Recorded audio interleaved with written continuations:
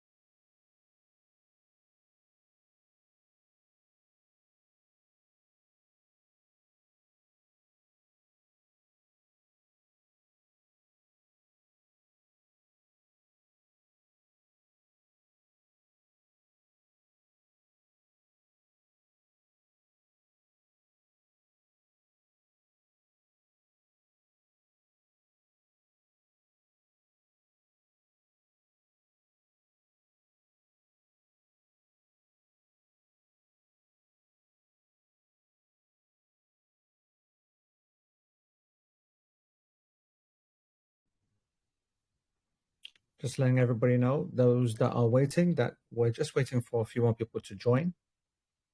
And everything is as it should be, all right?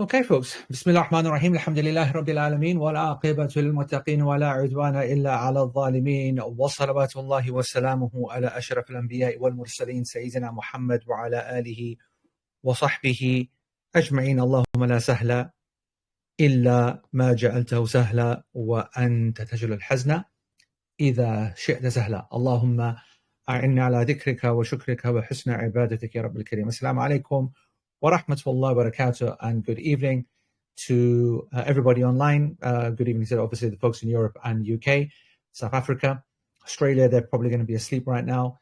And the folks in North America, meaning Canada and the US, then welcome to you folks as well, a bit early. But the good news is that it's being recorded, so inshallah, you're not going to miss out on anything too important. We're still in a very good place. You know that I look back now at this, whenever you start a new Hajj season, you're always comparing it to previous ones. And we were just discussing in our team meeting that we are so well set, so in control, despite being so many factors out of our control, like never, ever before. Historically, we have not seen such a level of change since the big change in 2022. I'm going to be speaking about a number of things, okay? And there will be an opportunity for all of you to then raise your hands on the Telegram, on the live that you are here. And then I can then unmute you, and then you can then speak, and then I can respond to you in real time, but also in the chat as well. So if you've joined us from the channel, and if you're first time to all of this because you just joined from social media or from other channels, then obviously this will be a bit new to you. Telegram is a platform. By the way, I think about time some folks put a bit of smoke my way. I introduced the entire Hajj and Umrah industry to Telegram for the organization of groups. I was the first, as far as I know, and especially for when it comes to the Nusuk era, then Al Bayt, who are one of the larger service providers, they were the ones that were essentially setting up Nusuk, or the Hajj ministry. Going a little bit of history now, the Hajj ministry, they had always had the intention to try to turn the Hajj into a kind of easier online kind of thing, but they didn't realize it was going to happen with this gold kind of edged opportunity called COVID. So 2019 was the last and the very best of the Hajj experiences and the Hajj kind of, situations where you would just go to your local travel agent and let them deal with everything. You're not having to spend even 1 minute on a computer or on a laptop or on webinars or on Telegram or apps or anything. They deal with everything for you. No uncertainty. It's all yani mashallah. COVID hits, big excuse now to change the whole system. They did. They thought that they could do it without any Western involvement. And by Western involvement, I want to say there are two entities, and this is really important. I know you might be thinking this is what kind of, this is waffle. If you think this is waffle, then all of this webinar is going to be waffle, right? This is the important things for you to realize, because ultimately the biggest mistake you will make is choosing a Hajj program because it's the cheapest, or because the flight leaves from here, or because it belongs to that service provider or whatever. This is a huge mistake. And it's my job for you to realize and for you to taste, before the dish has been made, what every single person, bar none, that has joined this Hajj program with us, that has honored us, the Hajj with Aid Tarbiyyah program, in 2025, in 2024, in 2023, in 2019, 18, 17, 12, 8, and 7, for the last 20 plus years that this program has been in play. The great thing about the internet is that it's the absolute leveler. You can't hide, right? Alhamdulillah, bi fadlillah azza wa jal, that with his tawfiq, we have not had, even subhanallah, I don't even know. I mean, it would be actually nice to know if there's someone out there that was not happy with this program on the internet. I mean, nowadays, you don't even need to worry about Google. You can probably use ChatGPT or whatever, right? You can probably use AI to trawl the internet entirely and tell us, that there's one person in 1 year that didn't like it. Actually, it's the opposite. Everybody that gets into this program is extremely grateful, and too right as well, because our logo is because you deserve better. Then we give you that which is best, and guess what? Most of you are extremely appreciative of that. We know that the Hajj is going to be the most amazing thing once you get there. The problem is you don't know it now. I mean, many of you, of course, I'm not patronizing you. Many of you do know, which is why you're here and you're already signed up. But I need to make sure that my quota is fulfilled. I need to make sure that all of my team members go, which is dependent upon all of my quota being fulfilled. So every year, this ironic situation comes where I have the single biggest, most popular, most famous, and the most successful, mashallah tabarak ar-Rahman, bifadlillah azza wa jal, only by his grace, program across the Western world. That's not a subjective statement, by the way. You can objectively see that. The numbers are all published every year. Call it hype. The reason I don't like hype is mostly linked to the concept of fakeness, right? Or artificial or artificialness. That's even a word, right? But this is the good hype, meaning the good vibes, the good kind of feelings that have confirmed that that is a reality. The success of this program, the name, wherever you've heard it. In our deen, we have principles and sciences that establish the veracity of our information. And our sources, for example, hadith, either are very individual, isolated narrations, and we call them hadith ahad. And then you have those narrations which are called mutawatir. A hadith which is mutawatir means that which brings certain knowledge. You know what the definition of certain knowledge is? In which the narrations that are narrated reach such a number that it's impossible for them to all have colluded together to lie, to blag it, to fake it, right? Like the doubt that we have over Amazon and its positive reviews. There's a whole science behind how to work out whether that's happening or not. Well, there's always, the scammers are one step ahead, but the people are using other tools to be able to work out when something's a lie, when something's not. We are exposed as you have ever been. You probably have spoken in person to people that have told you about this program. And if you haven't, then you've read about it or watched the stuff. It can't all be a lie. And we are extremely proud that we are the most sought after, the most in demand, the most oversubscribed program in the West. We can't speak about the East because the East is a whole different ballgame. And this is a problem, of course. For authorities and the like, they're not interested in a program. And fair dues to them. They're not interested in someone who comes along and has other ulterior motives. The difference is that, and we are extremely transparent and open about our ulterior motives. We are teachers, we are people of da'wah, and we want to take you using a nice, easy frame, a skeleton, a template, call it an excuse. And if we can make that excuse powerful enough and emotional enough as it is without us touching it, and then piggyback on that, utilize it in order to show you what else could be possible, what else could be emotional, what else could be educating, what else could be spiritually uplifting, inspire you, and then bring you back and then put you into those pathways that will allow those to grow and for us to get our job done. We are people of da'wah. We teach. We teach whether it's seminars, weekend seminars, classes, weekly classes, whether it's online or in person. We do da'wah and we want people to attend those and study and learn and become better.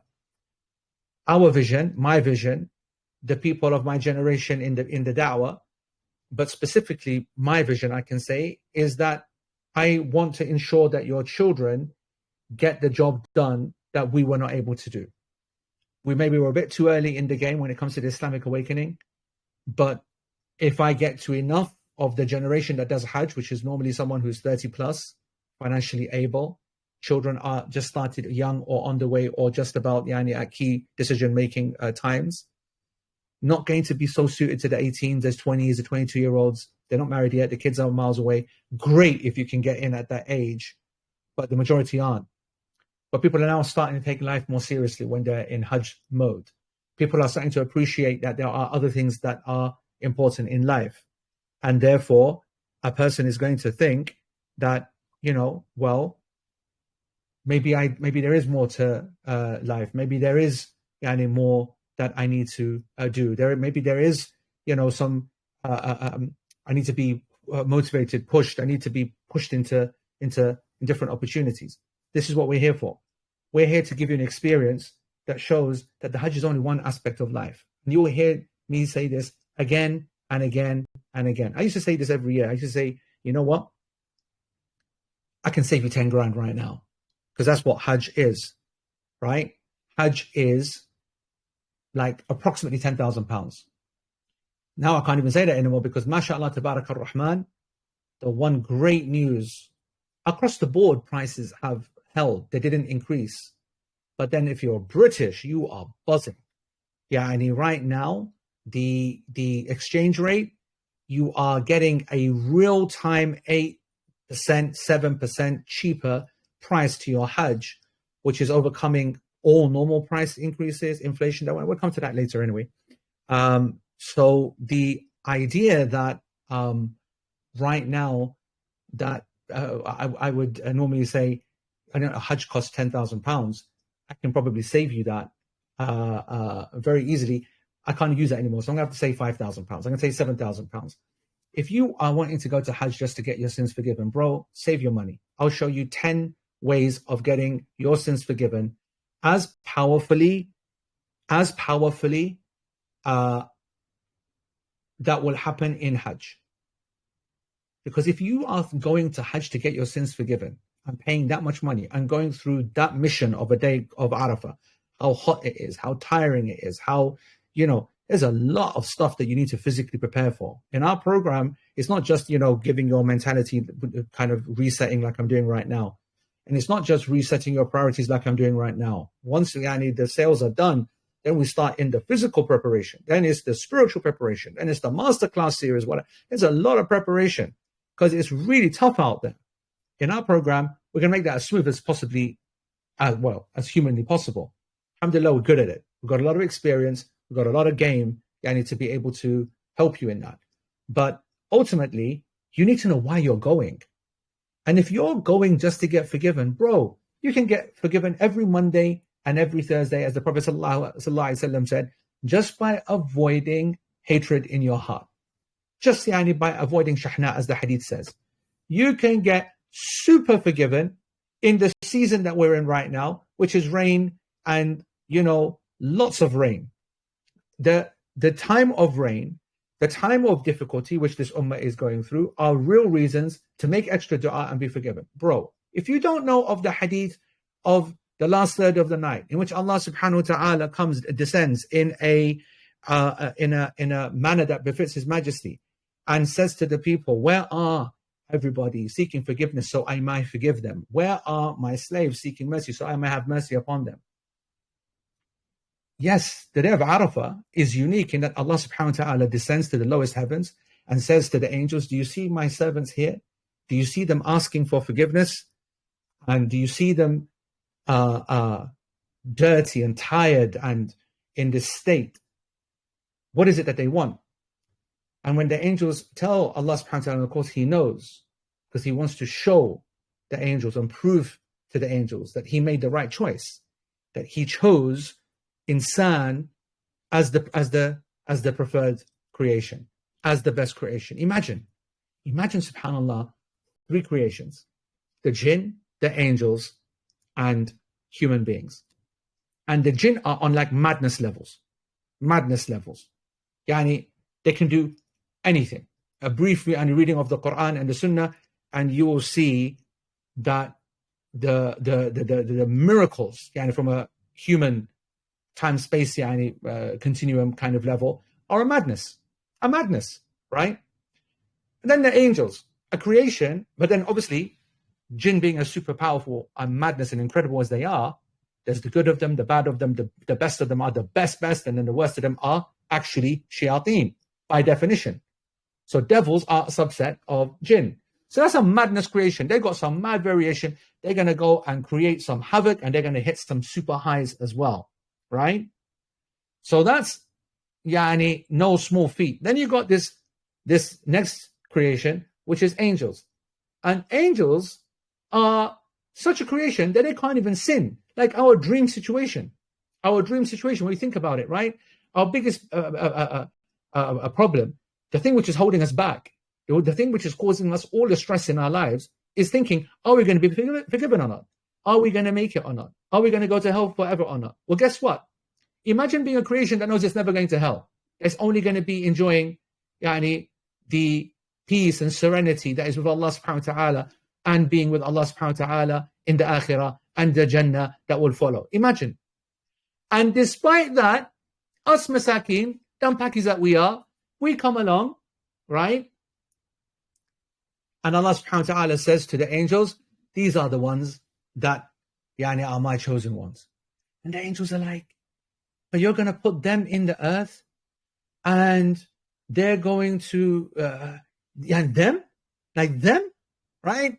Killing, spreading corruption, all the things that we're very, very good at, right?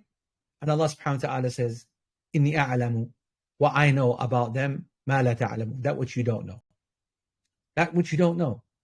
Allah subhanahu wa ta'ala chose us in this manner, in this broken state.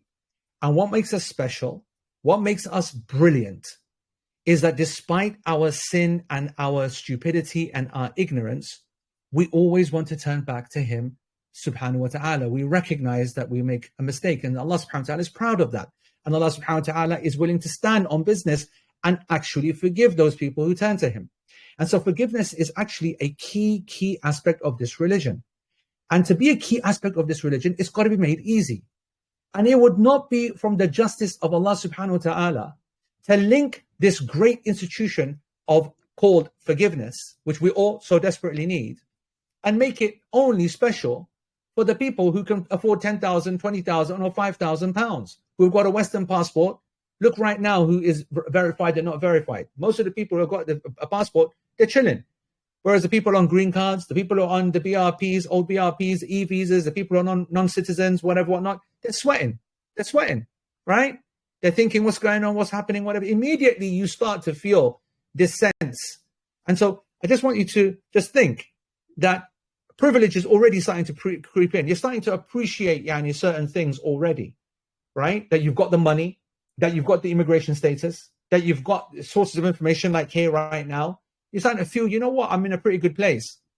Can you imagine if Allah's forgiveness was only restricted to people like you who are in a pretty good place, who have got the money, got the opportunity, got the immigration status? Can you imagine that?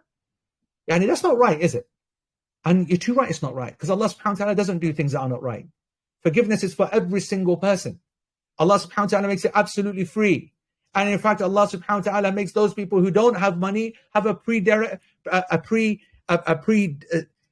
predisposition to be able to have that level of sincerity that makes them broken inside, that makes that forgiveness more sincere, and allows them to achieve it without ever having to smell Hajj, let alone go through the process. And so, my brothers and sisters, the most important thing that you will hear in this webinar today, and the most important thing that you will read over the next couple of weeks or see in all of these webinars, is that if you are choosing your Hajj just to get it over and done with, then what is it that you want to get it over and done? What is it that you want to get over and done with? What is it? The obligation of, or to seek forgiveness of? Well, let me educate you. Allow me. Forgiveness is done everywhere 100 different ways. Don't need the Hajj to do that. Obligation is only obligatory upon people who are physically fit and have the excess funds. Not many people, by the way. You look at your family unit, you will find members in your family unit that are going because you feel a social obligation to take them, not an Islamic obligation. Many of your wives are not earning, for example, looking after family, kids, whatever, never need to go Hajj. But you're like, you know what it is? My wife, family, do it together, blah, blah, blah. All the reasons that we as a culture and a social kind of society, we justify taking family structures and whatever. And I can tell you, as someone who's done multiple Hajjs, multiple programs, that I would say, on average, about a third to a half of people that come with us on a Hajj program, and I mean, actually, I would say the West in general, right? I would say maybe a third to a half were not obligated in the first place. They were not obligated in the first place, and then they did things where they made it obligatory upon themselves. So what do I mean by that? So one of the interesting things in the fiqh of Hajj is that if you, for example, know that Hajj is only going to be obligatory if I've got 10 grand at the end of the year, completely above and beyond all of my means, sitting there, not being affected by the day-to-day increases in prices and whatnot, and it's sitting there, and I'm fit and well, this is a person whose Hajj is obligatory upon. Most of us don't have that 10 grand sitting there nice and free. But most of us know that we can work towards that 10 grand. So if we're on 36 hours a week, and we say, yeah, I reckon that 45 hours for the next 2 years will get me to 10 grand. Clean, separate, and then that's it. A lot of people make the mistake thinking that they are obligated now to do that 45 hours, work that extra, and save for those 2 years to put that 10 grand aside. Allah subhanahu wa ta'ala didn't even make that obligatory. Now, a person does that, well done. Doesn't waste money on the rubbish that he normally would buy, mashallah. But actually, from an obligation point of view, you're not obligated to put that money aside, because Allah subhanahu wa ta'ala doesn't want this to be a burden for you. There are other ways to worship Allah, to fulfill your obligations. It's not one of them. But if you do have that money, you best be spending it in the right way. And that right way is the Hajj. And this is not an act like the culture has taught you, and your family has taught you, and the village has taught you, and your parents has taught you, which is to live your life as whatever you want to do and seal it. Seal the journey with Hajj. Do it in your 60s, in your 70s, in your 50s, and then you go back and you got your little beard now, you get your garland and you put your hat on and everyone calls you Haji Saab.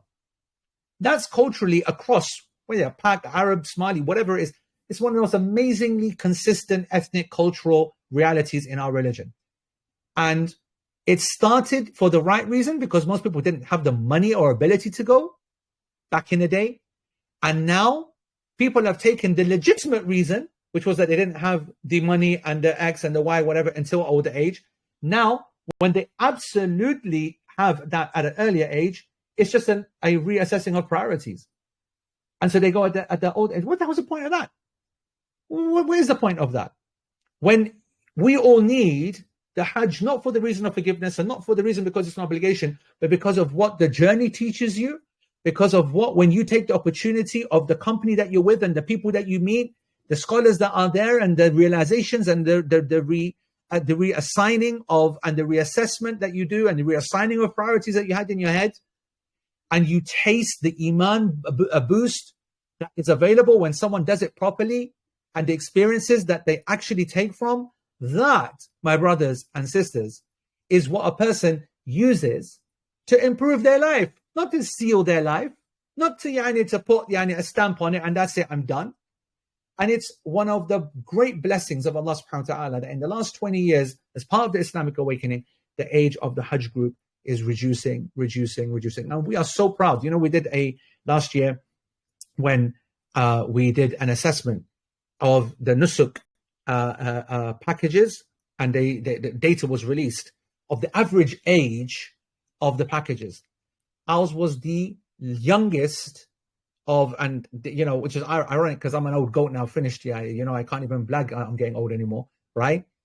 Ours was the youngest average age of Hajji across the board. And that makes me extremely happy, because it means that I'm not waffling right now. It means people are listening and thinking that this is what I need. I need a Hajj program that's going to take me to the next level, that's going to improve my home, my wife, my husband, my marriage, my family situation, that's going to set up my kids, that's going to give me a reset priorities, but also, and this is what we now are saying, what we're about, give you an opportunity of a relationship. And this is why this is called the Tarbiyyah program. And I want to say something. I know that there are people that are listening to this that are thinking, my God, we've heard this how many times? My brothers and sisters, I will never get tired from repeating this again and again and again, because everyone needs a reminder, but only the believers benefit from it. And so you will always be reminded, and I will remind myself, because I'm going to need to hold myself accountable. I can't keep blagging day and night, Tarbiyyah program. And then when you message me privately, and then I say, bro, I don't have the time, or I can't, or go and ask somebody else, or whatever. No, I've got to stand on business as well. So what we're offering, and what our team is offering, is the opportunity to, first of all, build trust, because I can't be offering this to every old, Tom, Dick, and Patel. I need to know that I can trust you. It's a very, very horrible time to live, from a political angle. Everyone's out there trying to catch you out. But if you go Hajj with me, I trust you implicitly. Not because I meet you and we're mates over there and we eat biryani together and we sweat and we sleep in each other's armpits in Mina, whatever, like this, right? No, it's because I've got your passport. It's because I know where you live, bro. I have your address. You ain't gonna turn on me, bro. So I can trust you. And when I trust you, I will commit myself, as Shaykh Abdul Ghaffar will commit himself, as the brothers and sisters who are leaders in the da'wah, whether it's Usman, whether it's Jiva, whether it's Doc, whether all of the people that you've seen. These are, whether Arif, whether it's Danish, these are imams, these are leaders, these are people of da'wah, they are people of resource, they are people who are in this game, not because this is a company, we're not a company, we're not thinking you'd have seen all the disclaimers. This year, the Hajj situation has changed completely. Now they've said, right, not only no Hajj companies, but not even any Western companies, but not even any Western entities. Not even any Western entities, right? We'll come to that in another month's time. Let's just take a time out on that side, push that to the side. These are people who are committed through this program, through helping you, not just to get the crazy amount of reward of having to put up with your constant. Can I put the e-wallet? Can I open the e-wallet? Can I activate the e-wallet? Can I need to put my money in? Yeah, Habibi, we said to you, just chill, bro. Can I put, but let me activate it just anyway. Let me just press it anyway. Let me just press activate. Let me just try to make a payment, bro. Just chill, man. Just chill. It's fun. We don't even get irritated. It's just fun. That's why we have to make all the memes and gifs just to keep ourselves sane, right? It's just literally literally the way that we keep going. But this is just small, minor parts. It's the after, the after games, if you like. Those of you who are on social media, and if you're not, really recommend you to check out our Instagram channel. That's where the team are most active, even though the Fishers there, AV team, kicked me out because they think that I don't have the ability to be able to post on there, because obviously I made one or two mistakes, because obviously I'm a bit kebab when it comes to social media. I'm obviously not 10 years old anymore. I'm telling you, I can't use it, 20 years old anymore. But you see, warts and all, our reality. We will always try to meet up with our people. Our telegrams are always full of messages and whatever, whether it's in the localities, whether it's in the classes. That's what we're committed to. And so I want you to know that when you're looking at our team, now to move on to, you'll be saying, thank God, yeah, let's get onto the real stuff. That, when we're saying just trust the process, chill, ignore everything, don't attend any other webinar. We've been telling you that, isn't it? It's because we know what's best for you. If you want the best experience possible. If you just want the cheapest Hajj, bro, don't waste time here. Because I know for a fact that we won't be the cheapest, but I'm delighted to tell you that we are significantly cheaper than last year. I mean, it's crazy. I never thought. I mean, you go back up the channel and read my original comments that I wrote in, I want to say October or September, when I started getting people ready and telling you, right, this is how you start to prepare for Hajj in the Nusuk era. You start to get funds together. You start to get cards together. You start to plan for fluctuation of a currency. You start to do this, start to do that, blah, blah, blah. Then I went into a lot of detail and I said that this is how much it cost last year. This was the issues. This were the problems. This is what you got openly telling everyone from months ago. People now still are not able to get their prices. We told you that months ago so that you'd be ready. And we always said, because every year it's been going up 5-10%. SubhanAllah, prices drop now and everything is cheaper. Everything is cheaper. Or at the same price, which obviously if you adjust it for what it should be through inflation, makes it actually cheaper anyway. But even from a monetary point of view, it's cheaper. And as I said, if you're British, you're actually paying less by £1,000, by £500, and there are some factors, and we'll speak about that in a minute or so. But what I'm saying is that if you're looking for the most expensive, bro, don't waste your time. Out you go, because I'm not interested in giving you the most expensive experience. Actually, I'm a pack to the core. I'm about saving every single penny that you will ever find. You will see all the way through our Hajj program. Whenever we can save money, you'll be seeing me telling you all about the offers, all about the deals, sharing this, do that, whatever, whatnot. Not in any way cutting what is due to you, all right? No, nothing to do with you, but me looking for offers and stuff. I'm just addicted to an offer. Fully packed out. And I hate the idea of overpaying, and I hate the idea of super ultra luxury, whatever. Not that it's haram or not that it's impermissible. In actual fact, I'll say it right now because it will save me saying it later on as well. If you knew how luxurious the Hajj of the Prophet ﷺ was, everyone thinks because people don't understand that the Prophet ﷺ's Hajj was like a real miskeen and difficult Hajj because he came because there was no cars and planes from Medina to Mecca. Bro, standard. Bro, they went everywhere, on camel and on mule and on horse and on donkey and walking. Standard, bro. Right? What do you think? I'll tell you what's expensive.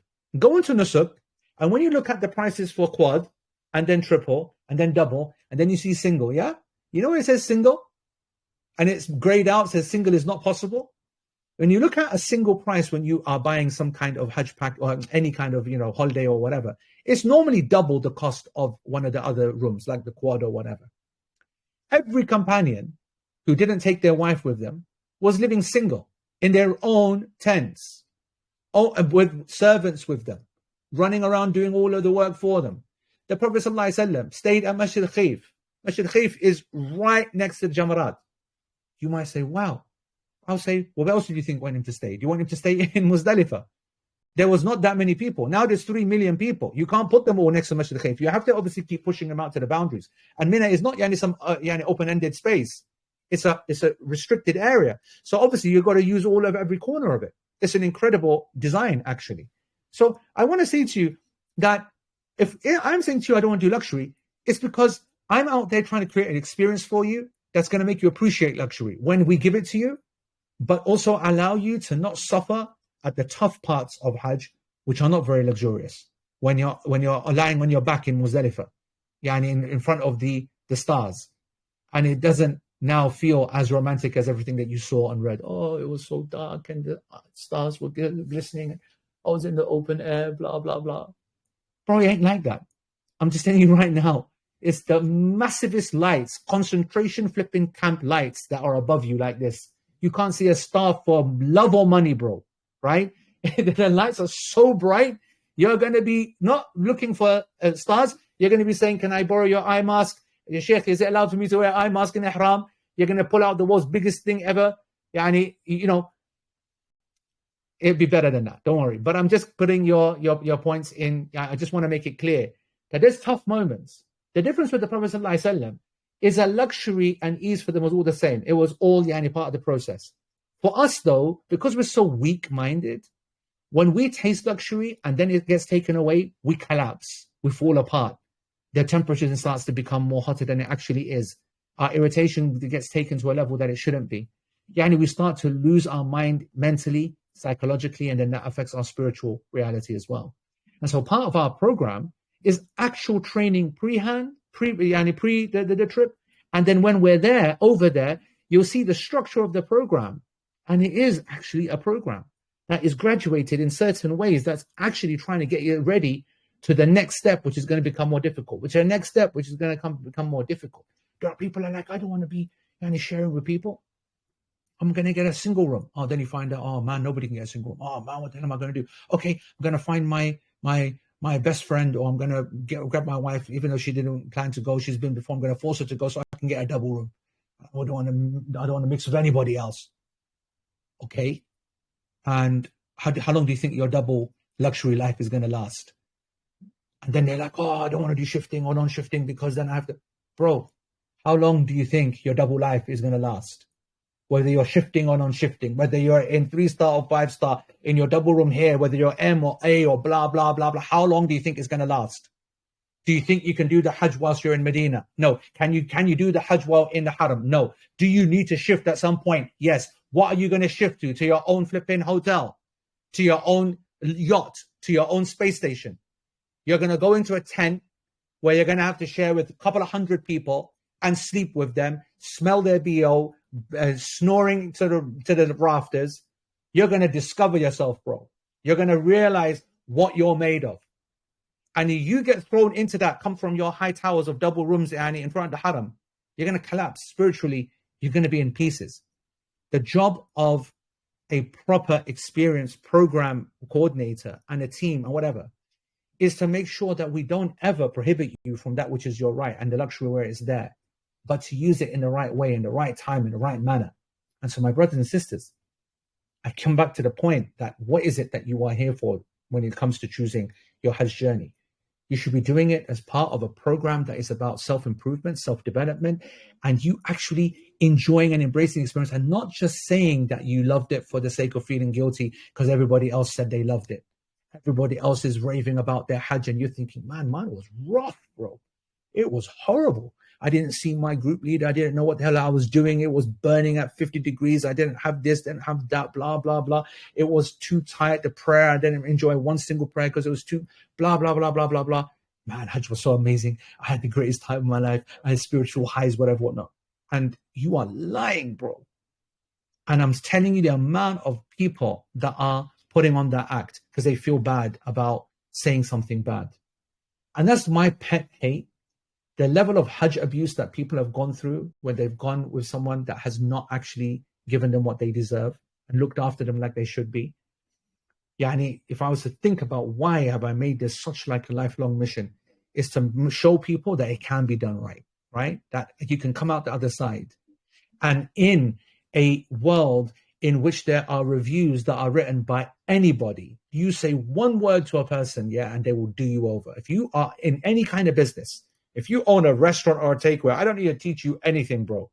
You can do as much as you want, but someone to spite you is going to write something. Subhanallah, by the fadl of Allah subhanahu wa ta'ala, go online. There's not a single person that has gone on this experience and come back and said, don't do it, wasn't the best thing ever. Whatever. Bro, at some point, you have to understand that maybe we're doing something right here. And that maybe when I'm telling you that you don't need to come with me, maybe you might not even get an opportunity to come with me. You know, at the end of the day, it's limited visas, limited opportunity. Who knows? But if you get that opportunity, I will do you right, not by making it the most luxurious, not by showing you forgiveness, but by showing you yourself and teaching you who you really are and what you're really about and what Allah created you for and what the Hajj is going to play in your role of discovering yourself, not because of getting forgiven. Bro, come to the masjid and I'll show you how to get that done in few hours. So, with that all being said, a lot of people are going to be wanting to know about the process and the like. The truth is that we're only day one into Nusuk. You need to listen to me now, bullet points, okay? And we'll release these bullet points because my scribe extraordinaire, Miza, is going to put these bullet points out later on, okay? Everything on Nusuk should be disregarded right now. Everything. It's been put out from both sides, okay, because of face saving. Listen, it's difficult for me to blag things. I say it as it is, get in a lot of trouble. It is what it is. Live life on the edge. You make it, you make it. You don't make it, don't make it. Get cut into pieces, you get cut into pieces. We're all going to die sometime. Let me make it clear. Us, the punters, the Hujjaj, we were promised an improvement, a quickness, efficiency, blah, blah, blah, blah, blah. When we're being truthful, the Ministry of Hajj has done an unbelievable job in standing on business. They made some promises to the Hujjaj, and with all of our skepticism and all of our hate, it's amazing that they've been able to put that much pressure upon the Saudi companies, the service providers, there's 12 big companies, okay, and keep them still on board. By the way, some couldn't handle it this year. They just pulled out. Some big ones, by the way, that have been last 3 years successful, made lots and lots of tens and hundreds of millions, okay? And, you know, not worth it because it's stressful. The Ministry of Hajj puts price caps on them, can't make money here, got to do this, got to do that, blah, blah. People are like, forget this, man. We'll carry on making money in hotels. We'll carry on making money in our construction business. Forget all this. So these 12 companies respected them that they stuck in there, right? And they were able to produce some really good results. Now, there's a lot of negative and a lot of bad points as well. In terms of reliability, you're going to find out about that as things go along. If you've just been browsing, you've been seeing that it's not all, a bit glitchy here and there. Wait till everybody jumps on and tries to buy a package at the same time. There's a lot to happen yet. There's a lot of drama to come and how you access it with your OTP codes, which, mashallah, you're thinking, this is so great. My OTP code comes every 3 seconds. Bro, if it comes in 1,333 seconds on the day of sales, you'll be making like this, all right? You'll be so happy. The truth of the matter is that there's a lot to come. And dates were promised.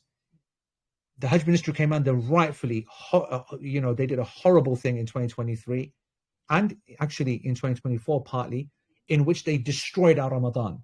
So they had all of this time to prepare from the previous Hajj, because it never changes. You still got another 11 months to get it done. And they delayed, messed up, and so none of us were able to pray properly. Our fasts were just horrible. We were praying Taraweeh. Well, okay, you got to make a choice. You either pray Taraweeh or you got to get your Hajj package. Everyone's sitting there not knowing when, no idea when, no such thing as an e-wallet, blah, blah, blah. Anyway, they got cussed so bad, and rightfully so, for messing up thingy. Why leaving it so late? Why not get it done? What excuse is it the next year when you work? And so to stick to deadlines is a very sensitive point for the Hajj Ministry. It's a country's reputation online. It's a serious thing. So they've done really well, actually. 24, they got better. 25, they got better. We didn't touch Ramadan, alhamdulillah. And this year, I'm pretty positive that they aren't going to smell Ramadan. Let's hope that they stick to it. But then they realized that they were changing the rules literally every day. Changing the rules with the service providers. You can't use this. You can't have that flight. You can have that hotel. No, you can't use that hotel. You can call yourself a luxury. No, you can't. Now you got to call yourself a premium. What are you, 4-star? No, not according to us. You're 3-star. We don't care what our own Saudi tourism ministry says that this hotel is 5-star. We call it a 4-star. That's what the politics, the mess, the figures, the whatever. Standard for every country, for every place. the standard kind of stuff that you think that exists in everywhere else is very much there too. And as a result, these companies are struggling putting up a package. Just for example, I'll tell you right now, our program is not live on Nusuk. It might go live actually during this call, but it got uploaded, I want to say last week. Bro, days and times now mean nothing. I'm in different time zones. I'm in different days. I don't know what's happening. But I want to say last week it got uploaded. And it's been turned down, edited, rejected, go and change that again and again and again and again. And the service provider has to keep on changing things because they say, right, well, a person, if he flies on in this day, then you got to now create a second package. Same program, but you got to give it a second number because that's arriving at nighttime and the other one's arriving 4 hours later. So you got to give it, okay, madness, like a madness. And what you're seeing is service providers that buy tens of millions of dollars of flight tickets, then get told that that's not going to work within the system. And they have to then go back to the flights, the airlines, and get those changed. I'm not here to defend the people who are making a lot of money on our back, but I have to speak the truth. It's unbelievably stressful being one of these Saudi companies. Okay? It really is. And I don't have much love lost for them. I'll be honest with you. They make a lot of money and they take a lot of liberties, but they've been proving themselves, right? And they're under pressure. They've been given deadline by the Hajj Ministry, who are under pressure from the public that we don't care, upload. And so what are these companies going to do? So they've just thrown packages online. And they've hoped that the ministry is not going to go through each one and fine them for it because it doesn't have the flight that's going to be there with it. Or they put a flight in as a holder. Or they put a hotel name which they don't actually have the contract for. Why? Not because they didn't get the contract for the hotel ready, but because the manager's ill, he can't sign off on it, but they expect him to sign off on it. So they produce like a pseudo contract. Bro, there's a lot of dirty bakwas that goes on with all of these companies, all of them, bar none, right? And what you're seeing is it goes up. That's the legit ones, by the way, that are waiting for things. What about the ones that went up and they were so rubbish they didn't get they got the dates wrong, they got little details wrong, they put wrong flags on, they put wrong recommendations on, they put the wrong group flight on. So you'll now start to see packages that will go up and then will be taken down. Go up, it will be taken down. Then at times Nusuk will be all taken down. So those who are still waiting to get verified, they're like, why can't I submit? Why can't I log in? What you're not realizing is that the whole system is being reset and rejigged because of other requirements from the other side. And so I hope that you appreciate that you're gonna just have to stay as calm, which I know, and I'm not even patronizing here because I've been there as well. I know what it's like, and it is extremely difficult. And you're being asked to, just trust this package who's telling you, just chill, relax, and you're like, bro, this is my Hajj. What if I don't get in? Are you going to be there? Can I blame you, bro? If you want to blame someone, I'm here for that. Born for that. I eat blame flipping every day, twice on Sundays, bro. Stress and anxiety and all this headache, twice every day, 4 times on a Sunday. I was born for this behavior. So when I say stay calm, relax, when I say trust the process, I'm just trying to make life easy for you. If you want to make yourself stressed out or you want to feel the drama and the buzz, then bro, knock yourself out. Keep asking the question. Bro, can I put money in my e-wallet? Bro, where's your package? Bro, where's this? Bro, where's that? No problem. Just keep asking. We will patiently keep responding. No problem. There's no single person on this planet that wants to give you as much information as possible than me. There is no, remember this statement, because you're going to be crying from information overload when I overload you. There is no single person that wants you to be getting this process spot on with the minimum amount of deviation from the strategy. Straight, quick checkout. Success at the first, because it helps me. Even if I couldn't give a monkeys about you, it helps me. It helps my team. It helps my guides. It allows us to get our program ready early. Last year, okay, because now we're going to start showing Billy Big Boy boots now, all right?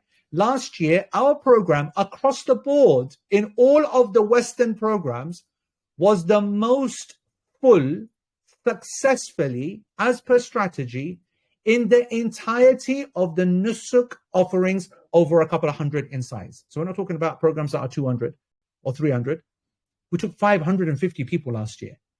And we were, because of our incessant focus on the detail and the strategy, and we're going to be sending forms, and we're going to be telling you, don't mess it up. Follow the instructions. Fill it in detail.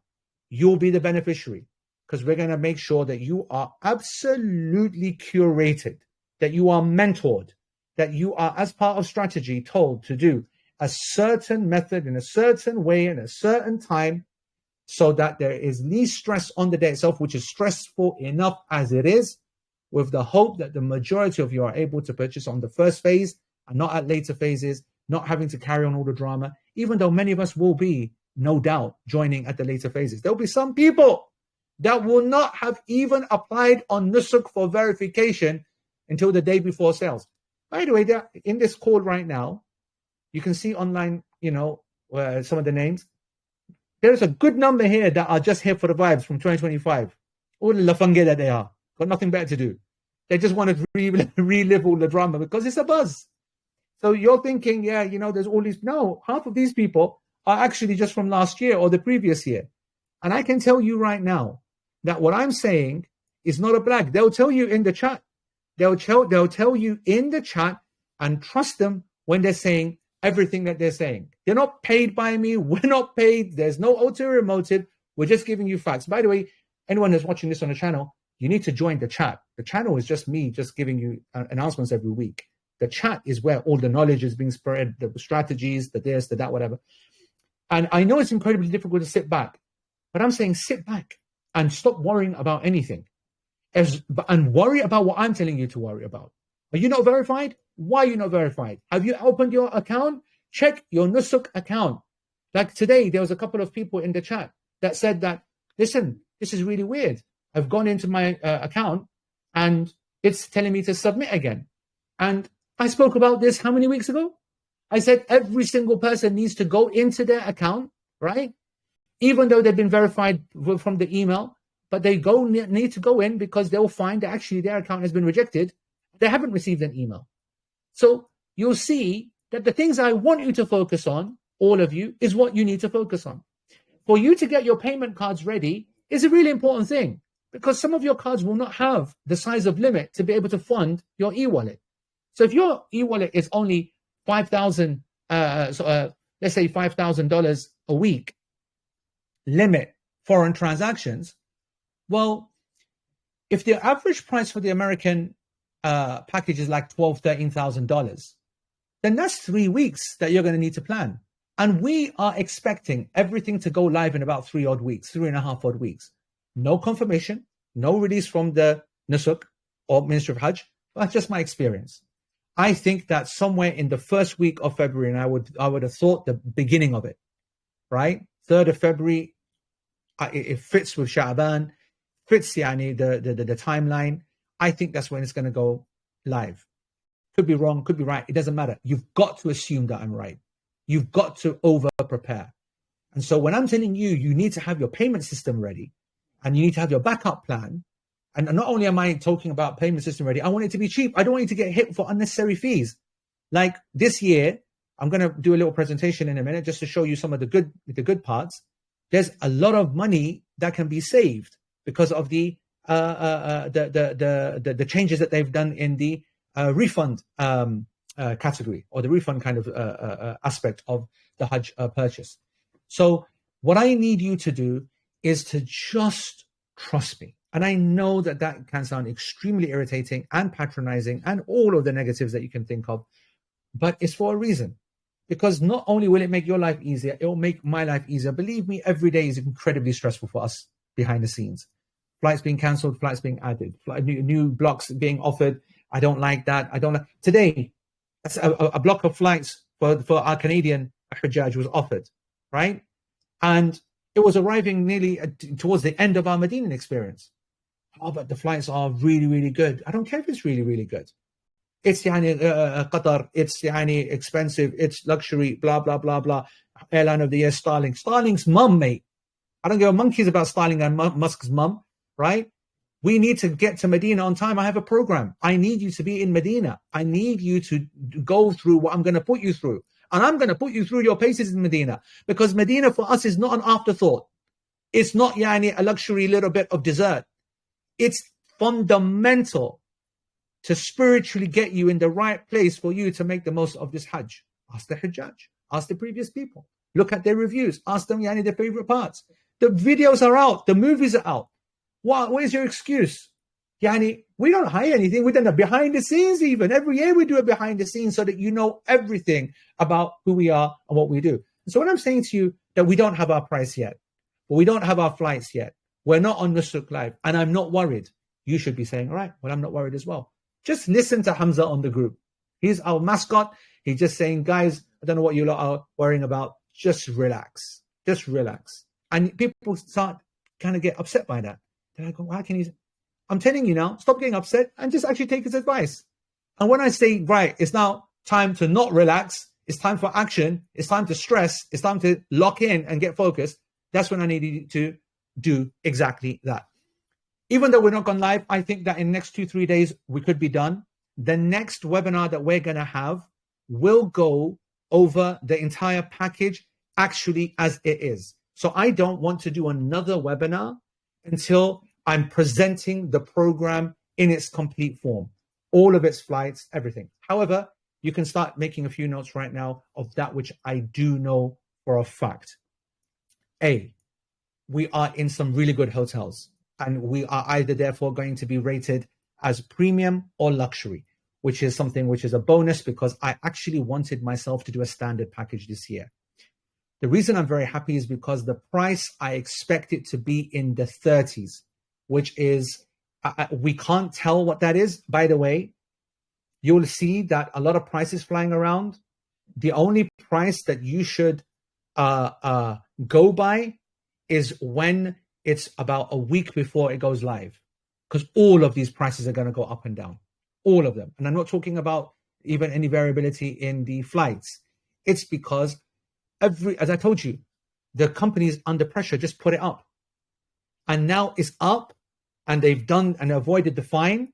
Now they start taking them down one by one. And when you've got 500 packages or 300 packages that you've uploaded to the system, to take one down, fix it, and then put it back up again, nobody knows, nobody cares. Few people moan, where's my program gone, the one that I wanted to go on? And then by the next day it's back there again. Then you say to yourself, I must have dreamt that. It was me. It wasn't you. All of these shenanigans are going on. So when I'm saying to you, don't take anything too seriously, what I can tell you now is that we are very, very happy. In fact, I'll tell you right now, okay? Because if I start speaking in reals, it's not going to make sense.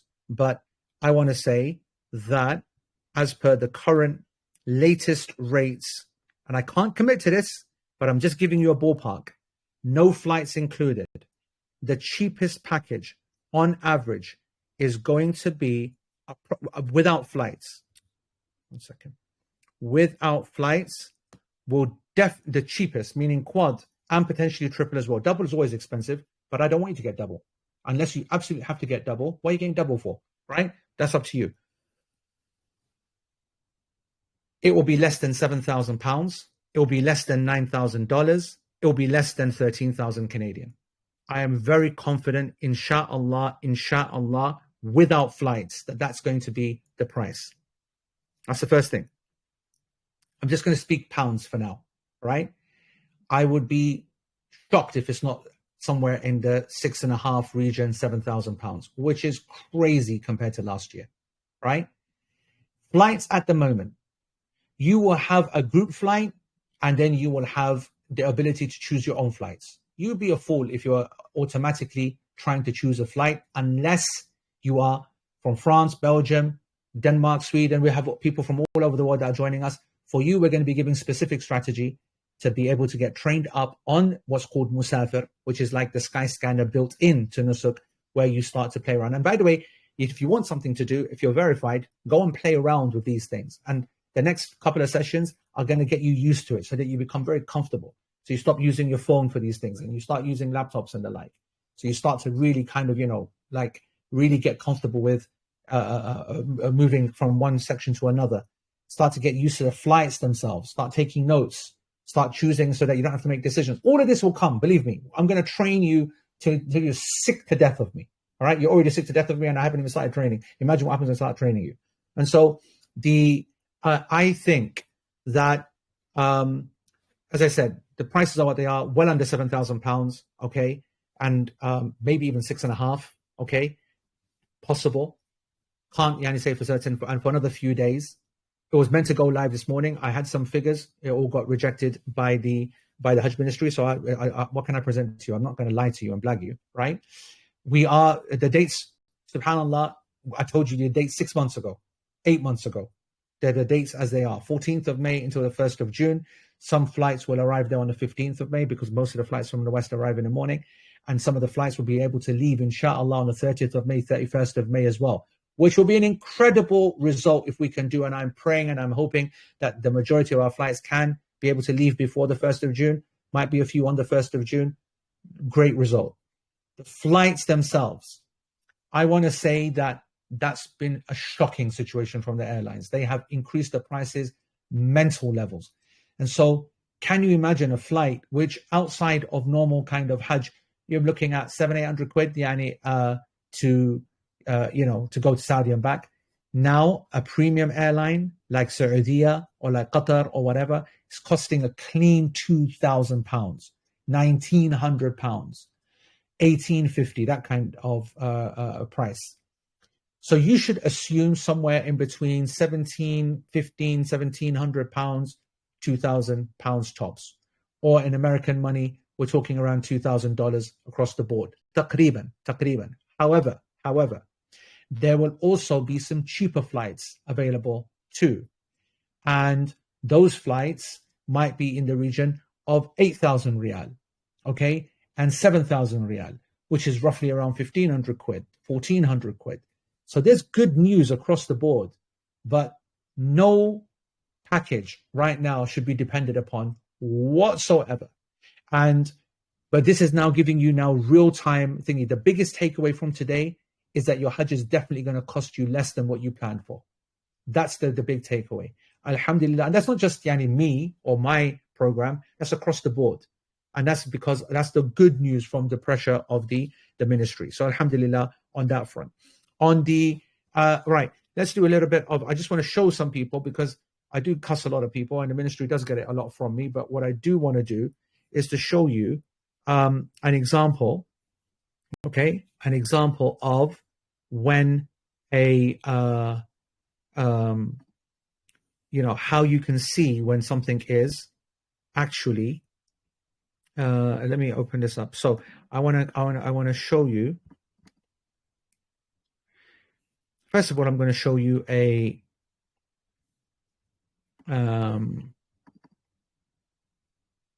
what a thingy looks like, what an invoice looks like, okay?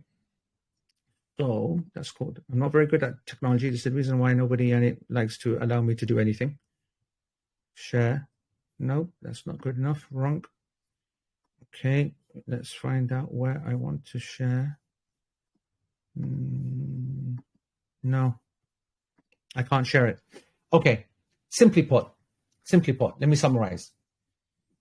The bad news of the changes from the financial point of view in the e-wallet is that once you put money in, you can take it out if you decide not to go to Hajj. But last year you had 14 days to put it in and then take it all out without any single fee, right? So if you put £10,000 in, so let me just do some maths here, okay? So £10,000 times 2.65% is, how do you do that? 0.0265, yeah. So imagine you put £10,000 into your account last year. Then you decide, you know what, I'm not going to Hajj. Listen to all the webinars. What a load of bakwas that is, man. Forget that. I'm not going. Blah, blah, blah. Whatever reason.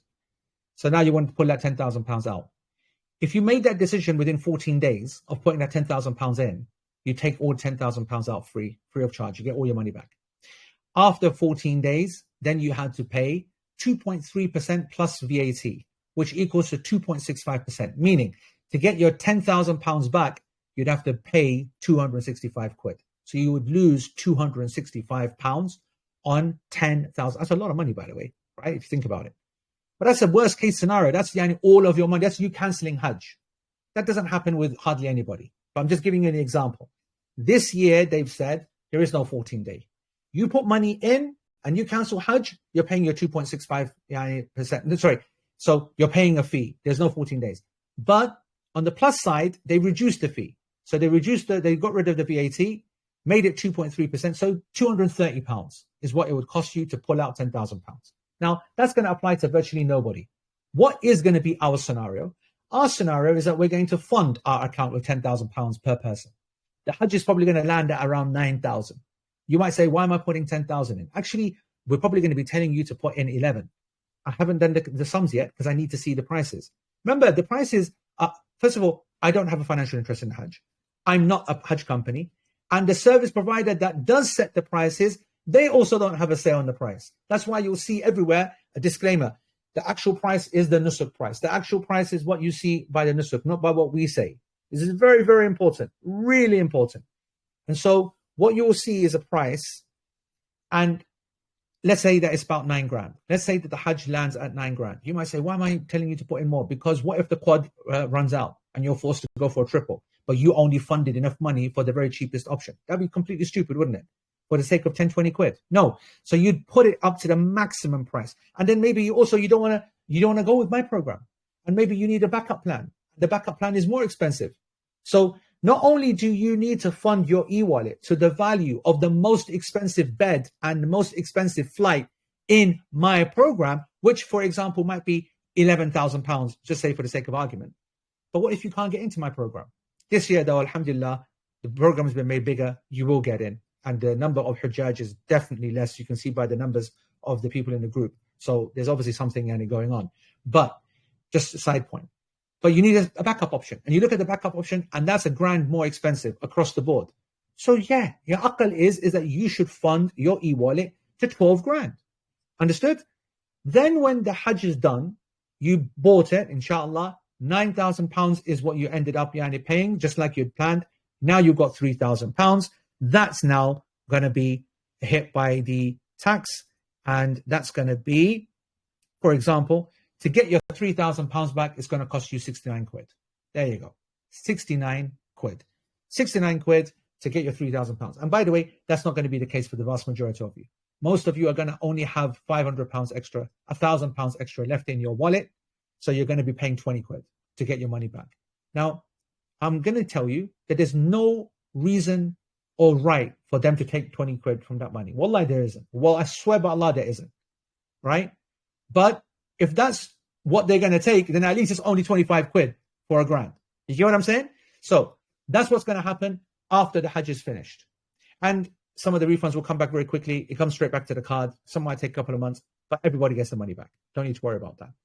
Then you got the second scenario, which is that you buy the Hajj package and then la qaddar Allah, la khudana wasta, something really bad happens. And you can't go to the Hajj. And you got to cancel the Hajj. Last year, you had only a couple of weeks.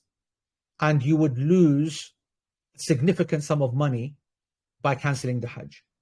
This year, and I don't know what convinced them to do it, but it's a madness. MashaAllah, Tabarak ar-Rahman, they are giving, I want to say, like 6 weeks, bro.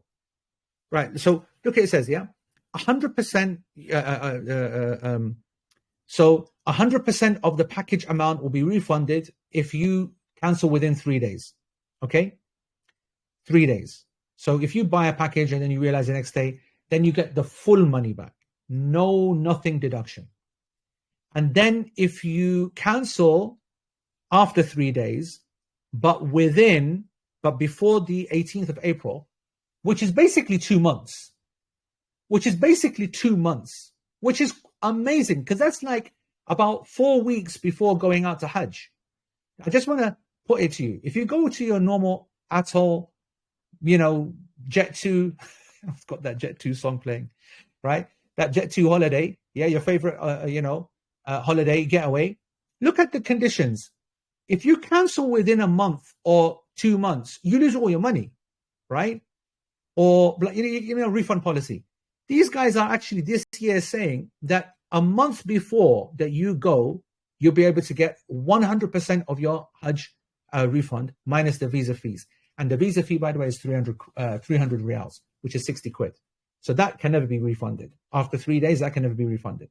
Bro, that's a massive development. It's only a couple of weeks last year. Now you've got ages for it. And so that gives that people that tasalli. However, despite that, I will be, and I am going to say it now, just in advance, I will be advising everybody to be getting a travel insurance policy. I'll be explaining the Islamic permissibility of that, and I'll be giving some recommendations as well.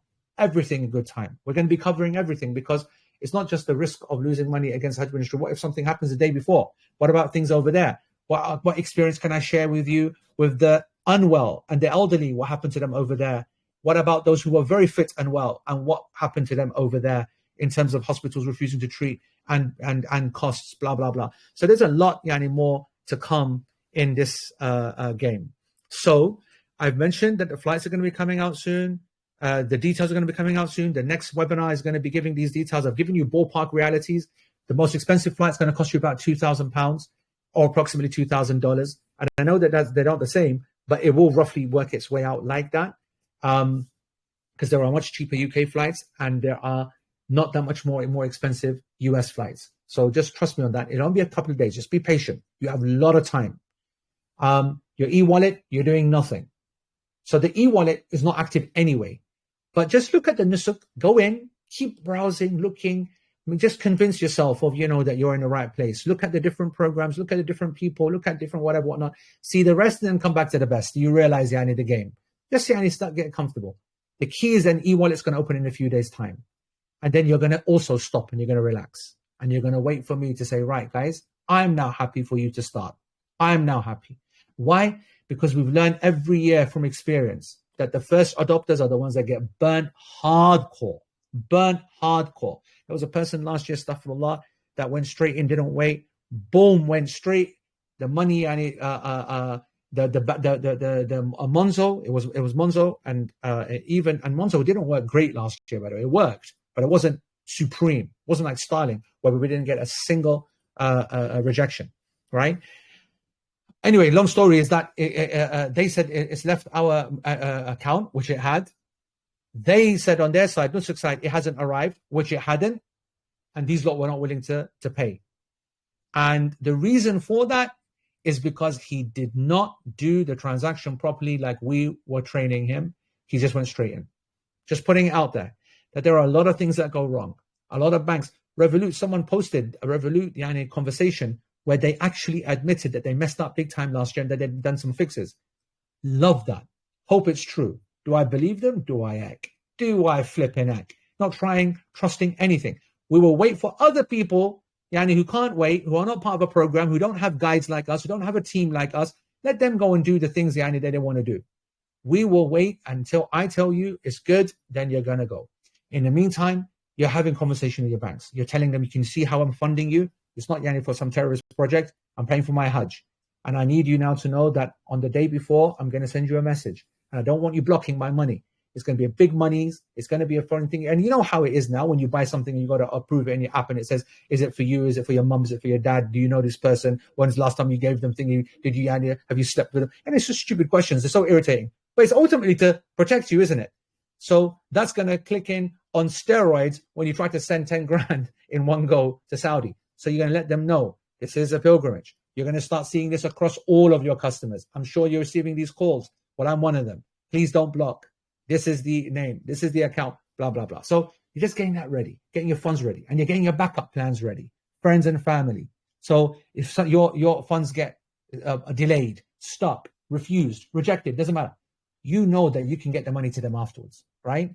You use your card, please, and pay. And the money's here. Look, here's the money. I'll transfer it, UK, or US, where domestic transfers don't cost any money. That's that. I think that's it. I don't think I want to say any more. I think I want to entertain some questions. How long have I gone on for? Astaghfirullah, man. It's over an hour, 20 minutes. Like I said, the chat's going to be open, and we'll be taking questions there. And anybody that needs to, doesn't want to be talking about their things in the chat, which I don't know why, because this is a now big family, and you're going to be grateful for that family. But then just message one of the team, and you can see them from their logo thingamajigs, avatars. And privately, they can help out. They can also go into your account. And I just want you to know that they need to be from my team, right? And that's straightforward. By the way, just want you to know that nobody can take money from your account. That's very important. Let's say, you buy like, oh, I don't want them to access my account because they can refund. Bro, they didn't put the money in. If they were to do a refund, the money goes back to your account. Just putting the money, just making that clear. They can't spend it. It's not a gift voucher. They can't buy anything with it.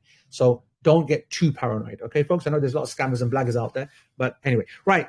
Let's try and make this work. I've got a bit of help from the team here. But if you've got a question that you'd like to put on the camera, not camera, sorry, on the mic, which I do recommend, then what you need to do is put your hand up. Okay, so if you put your, if you raise your hand, and whoever's there and available, if you see them, okay. So I'm going to let Saima start. Okay, so Saima, you can unmute yourself and open up with the first question, and then Abbas, you can then be the second when Saima finishes. Saima, go unmute yourself and Bismillah.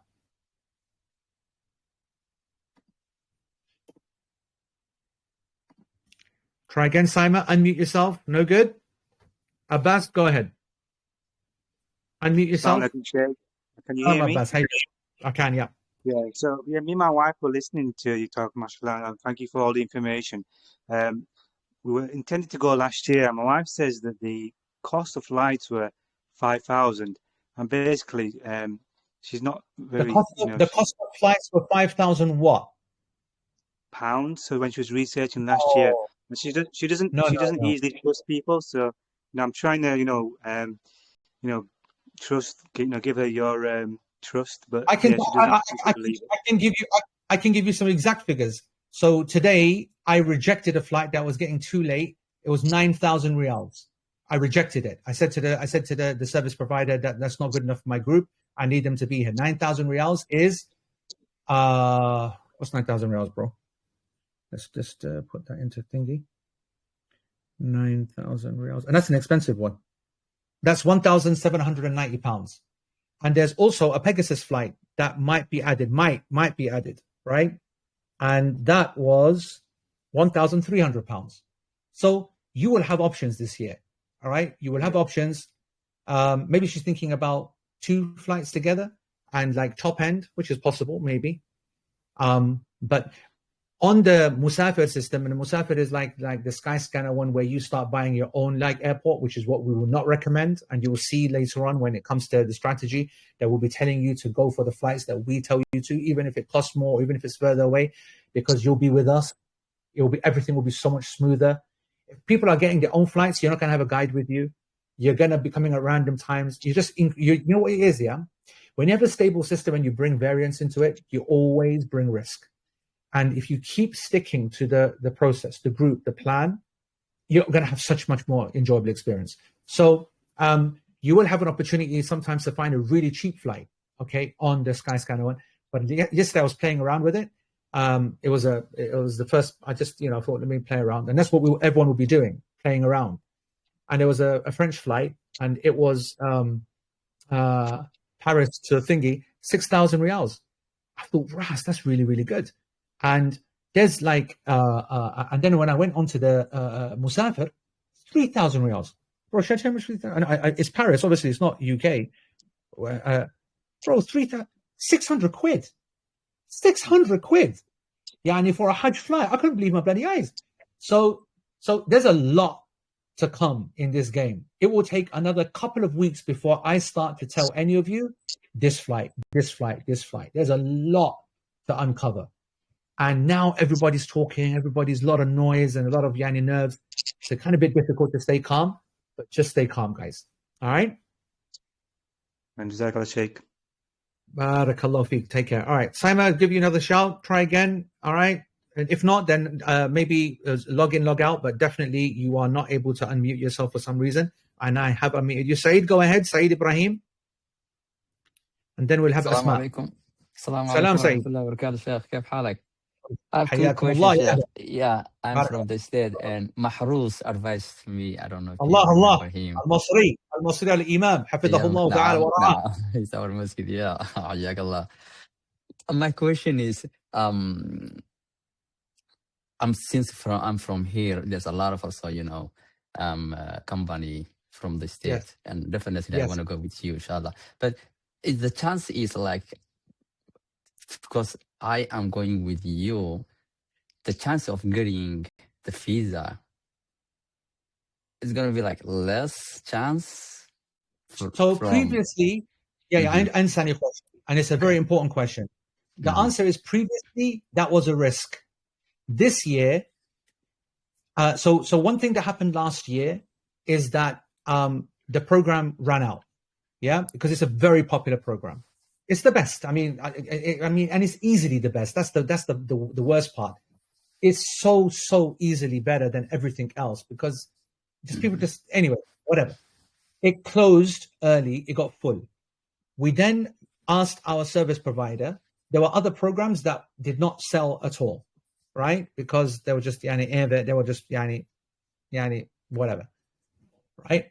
So we asked them to reappropriate, change the title and hand them over to us, right? So we took over other packages, and we did that, and it was still not enough, and so some people got left behind. This year, that's not going to happen for two reasons. And I want you to listen very carefully, Saeed, for why these two reasons are in play. Number one, we have massively increased the group. It's now 700-800 people, possibly. Okay? So it is very unlikely that we'll hit that number. That's the first thing. It's massive. First. Second is that this year they changed the rules. This is the reason why everybody's so late. The companies, they've changed the rules. Last year, the Hajj companies would uploaded 120,000 packages.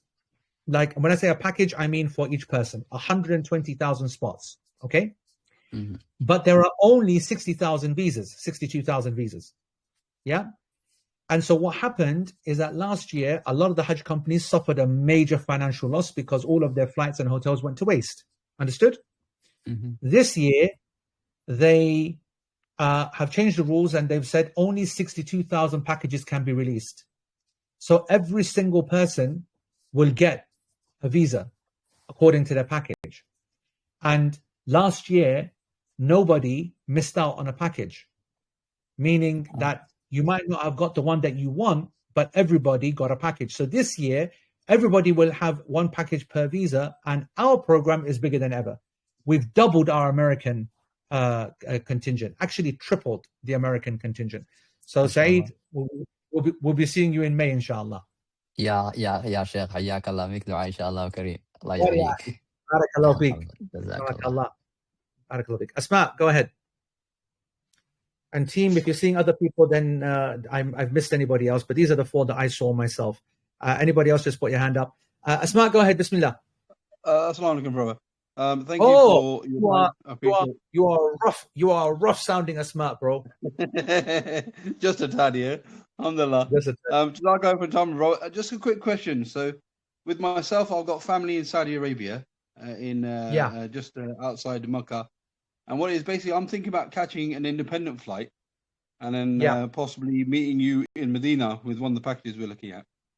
Correct. Yeah. And what it is, I can't get my head around how I would go about. It's not possible. It's neither possible on Nusuk, and neither, if you try to blag it, is it legally possible. Okay. Right. So you have to purchase some kind of flight on the Nusuk system. Now there are ways of playing the system, but one way or the other, you have to buy a flight on Nusuk. You cannot avoid that. Now, back in the day, has to be via Nusuk. Yeah, that is absolutely something restricted. We've been trying this for years, trying to blag it. Impossible to blag. There are ways to do certain things. So there's going to be a lot of people in our group that are going to be putting questions to us. They're going to be in scenarios. I'll give you examples. They're going to be people who are coming from, they're using their British passport, for example, but they live in Doha, right? It'd be stupid for them to be paying for a UK flight when they can buy a cheaper one, right? From Doha. You get my point? Yeah. So you've got expats. We're going to need to look after them. There'll be others that will be traveling, dropping off kids for a couple of weeks. There'll be others that will be going back to the pen and want to do a drop, blah, blah, blah, blah. And so for all these people, their flights, their strategy is on a bespoke basis, on a one-by-one basis. We're going to be saying, right, you know what we think you should do? I think you should stick to the group ticket. Buy the London one, fly on that one, but on the way back, don't use that leg. Stay on, stay longer, go to this place, blah, blah. So there's lots of variations. But the one thing that you cannot do is to buy a Hajj package without a flight. Can't happen. But I guess if I was to get the ticket, my brother, and go through the process, can that ticket be changed later, or is it a case that's set in stone? Nope. Nope. That ticket is set in stone. That ticket, and if it's the group flight, it's set in stone whilst having a lot of help from us, some variations on it like seating and this and that, whatever.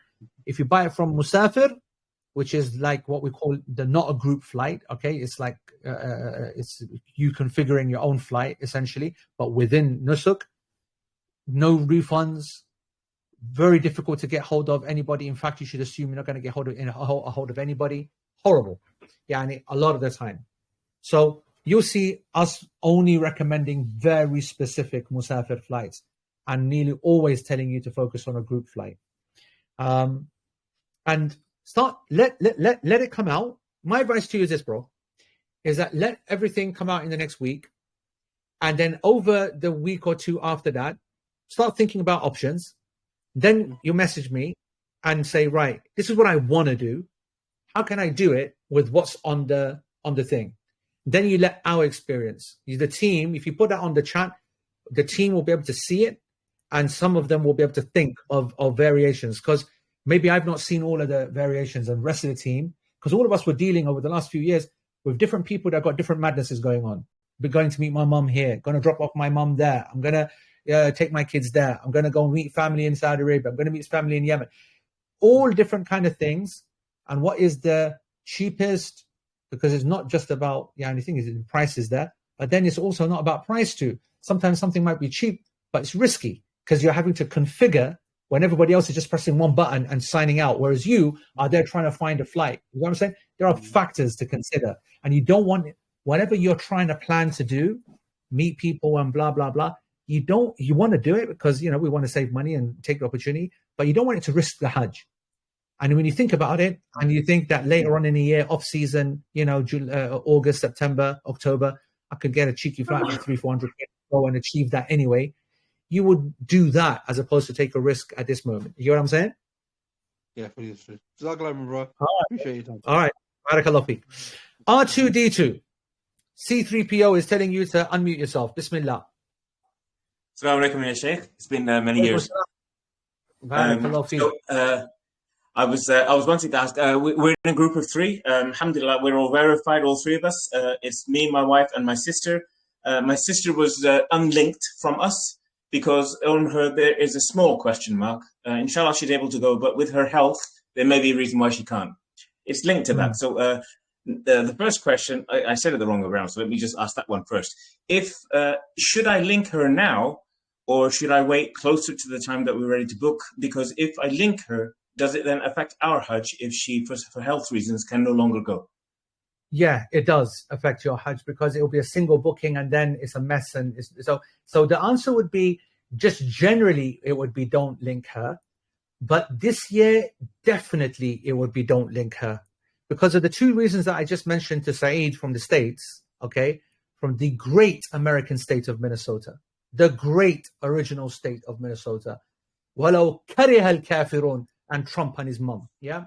But I wanna say that the two things that I mentioned to Saeed about the increase in our group size and the fact that there is, it seems at the moment, more visas than people going to Hajj would suggest that the level of risk of previous years of a person not getting in is a lot less, like a lot less.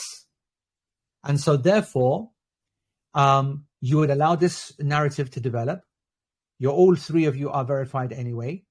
Allow her situation to play out and you'll get more certainty as the days get closer. Make sure that her wallet is funded. She applies as a whatever. And by the way, I just want to say something. One thing that I would like is for her to not actually fund her wallet until like last week, but make sure that she's got powerful options, right? Reason. If she funds her wallet, she can't be linked easily. And it's going to be a mission. It's not impossible, but she can't be linked easily, right?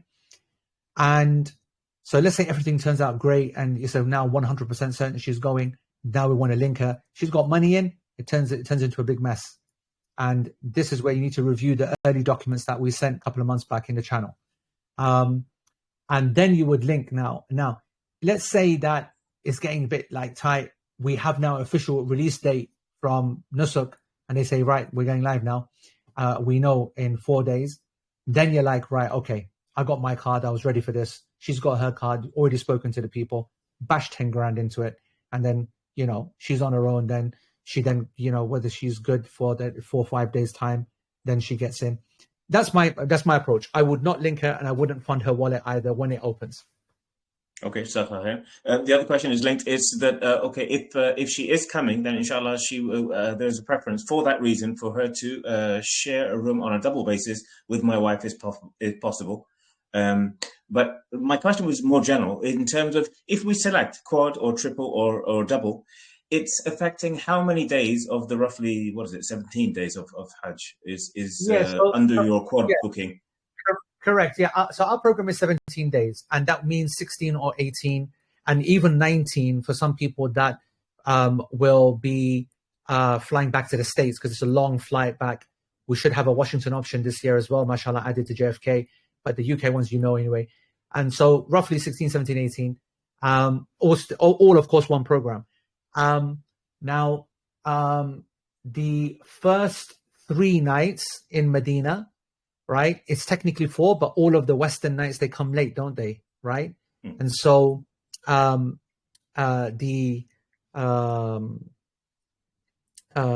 the Western flights come late, so you like miss a night, you lose a night. And so for that reason, you kind of only really have 3 nights. So that would be your double enjoyment. And then you've got 4 nights in Mecca, which is your double enjoyment. So that's 7. So basically 10 nights is waste of money. I say waste of money. That's because I'm biased, because I don't like doubles, right? But that's the score. That answers your question, right? Yeah, Jazakallah khairan for your answers, for your motivation and for your enthusiasm all the way through. Look forward to see you soon. F, go ahead and unmute yourself while I get my charger. F.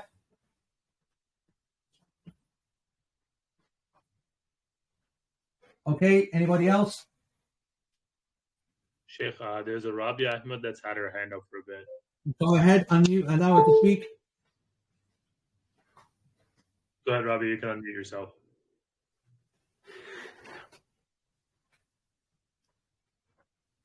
Rabia, you're on deck. Rabia. Hi, Assalamu alaikum. Oh, that's another rough sounding Rabia, bro. Rough sounding Rabia. You're doing Rabia bad, bro. Yeah. What's your name? Yeah, Nabil. What's your name? Nabil. Nabil. Yeah, brother, just a quick question. Of my employer, what dates? Because I need to book the holidays. 3 weeks I'm going to take off. What's the best dates to take off from start to finish? So you're going to be on a Manchester flight with me, inshallah. Okay. And I think that you should target the 14th of May. Yeah. And that you should, if you can get it till the 2nd of June, right? Okay. If you can, then I would get the 2nd of June. I expect you to get back for the 31st of May or the 1st of June. But there is a possibility that you might decide to take a 2nd of June flight as well. But anyway, Yani, you're well covered by doing 14th to the 1st/2nd of June. You get me? Okay, 13th to the 2nd, yeah? Okay. If you can do 13th of May, even better. But 14th will be enough. Okay? Okay. Yeah. Because us from Manchester, we will not be flying before the 14th. Impossible. Okay? Manchester. Now, America and Canada, yes, they will. So Americans and Canadians, guys, be mentally ready even for a late night 12th. And you should be used to that anyway, because you guys literally need an extra day in travel. So Americans and Canadians, there will be 13th flights. maybe a few 14th flights for you, but there will be some really good 12th flights. Now, when I say really good, what do I mean by that? You will be so refreshed by getting to Medina earlier than the rest of us.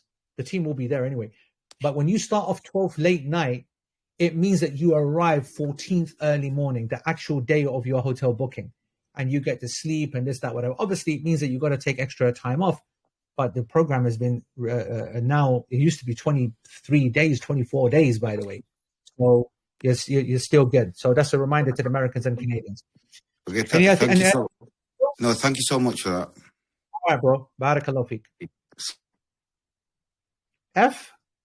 Assalamu alaikum, Sheikh. Can you hear me now? F for what? Can you hear me now? F. Sorry. We can, but we want to know what F stands for. Oh, Farhana. Farhana. May Allah make you from al-Farhaneen on the day that Hajj goes live. Allahumma ameen. Our question, it will be myself and my husband. I know the dates have been announced. It will be 14th roughly. I wanted to know how absolute it is for that. If we're still trying to get our days off for both of us work-wise, if the earliest is 17th and night of 16th that we can do it, is it the only option is through Musafir? We have to do it separately, or would you say it's less risky for us to go with a different program, which we don't want to do? Wallahi, Farhana, I want to say to you a couple of things. Horrible situation to be in. I know it, and you have my sympathy, because I wouldn't want to go with another program, and I know exactly what you're feeling. I can only try to motivate you to say that whatever the reasons are and however tough work is being, you've got to play every card. And by the way, I just want to give you some advice. Put this to the people in the chat. And what do I mean by that? Your profession, you think you're the only one who's done it, right? In our groups, and especially in the chat group, you've got people of previous years that are all types of professions that will give you some really good tips on what they said, the legal cards they played, letters they wrote. They'll send you templates and things in case the situation needs to be taken a bit more serious, or you need to do it a nice way but need more convincing arguments, or you need more legal kind of thingies. You'd be very surprised. So please take advantage of the chat, put it out to everybody, and see what they suggest. That's the first thing I'll say. Secondly, is that the Hajj ministry will not allow you to, as it stands right now, from what I heard today and what I read last night, the Hajj ministry will not allow you to come that late on a program. Okay? However, you are right that with a Musafir flight, there is a possibility of arriving later, but not earlier. The doubt is on how much later. And you know the only way we're going to find out, Farhana? You know the answer to that? That's 2 weeks of us playing around with Musafir. Okay? So what you're going to do now is that we don't know when our program is going to be released. It might be a few days. Go into the first program you see. Start playing around with Musafir, right? And what you're doing is that you'll see the program. It says the program starts from the 20th of May. So you say, all right, and you start putting into Musafir 22nd of May. So you're testing it. You're stress testing it to see, does 2 days allow us to come? Whatever. Now, I'm going to make it clear. I don't recommend that anyway, because I don't want you to miss even 1 minute in Medina. And 16th, if you came on the 16th, you might be able to catch one of the highlights, but you will miss probably one of the highlights, which is the Quba Walk, which is a really nice event in Medina. But at least you can start training yourself to see whether it's possible. So let's see. Okay. Practice, and I'll also be speaking to the people behind the scenes. But just let everything play out. And then when we've got another 6-7 webinars, and then maybe in the 5th one you're gonna say, right, listen, you're telling me that it's not allowed. I've also seen it's not allowed. Who's the alternative? And I'm saying there is no alternative. And you say, no, bro, I've done it. I've done everything. It's an impossible situation. I've done everything. I have to now choose another program. Then I'll say, okay, choose these people. All right? Okay, inshallah. Jazakallah. All right. Well, yeah. Anybody else? Looks like we're all good. Oh no, Muhammad. Oh yes. Yeah, no, there's still a few on the chat, Sheikh. There is a few on the chat still wanting to ask questions. Then you unmute them, but I'm giving my guy 25 royalty, Muhammad, the mic, because you know what I mean. MashaAllah, Tabarak Rahman. Bro, go ahead and speak. Unmute yourself, bro. Yeah, Muhammad. I think you said you're coming this year again with your mum, but I have allowed you to speak, but you need to unmute yourself. You might need to sign in and out. Okay, I'm going to allow Zahid to go next. Zahid, unmute yourself. And then Kamikaz, who tried to copy my style. He tried to do the moves, but actually, to be honest, looked kind of similar. Zahid, go first, then Kamikaz second. Unmute yourself, Zahid. Zahid, last. Right, who's that? That's not Zahid. This is Qazi. Okay, go ahead. Sorry, Assalamu alaikum. My name is Qazi. Qazi. How you doing, Qazi? Yes. You all right? Alhamdulillah, Sheikh. How are you? I'm right, alhamdulillah. Go ahead, man. What's up? So I missed a couple of the content of this session because it was a network issue, but I just want to figure it out. Just want to confirm that we haven't got the confirmation about the whole, like, the cost of the package, correct? Not the exact cost, no, not the exact cost, but we got good news that it's cheaper than last year, which is great news. And all of the details of the prices are on the channel for last year, so you now know it's cheaper.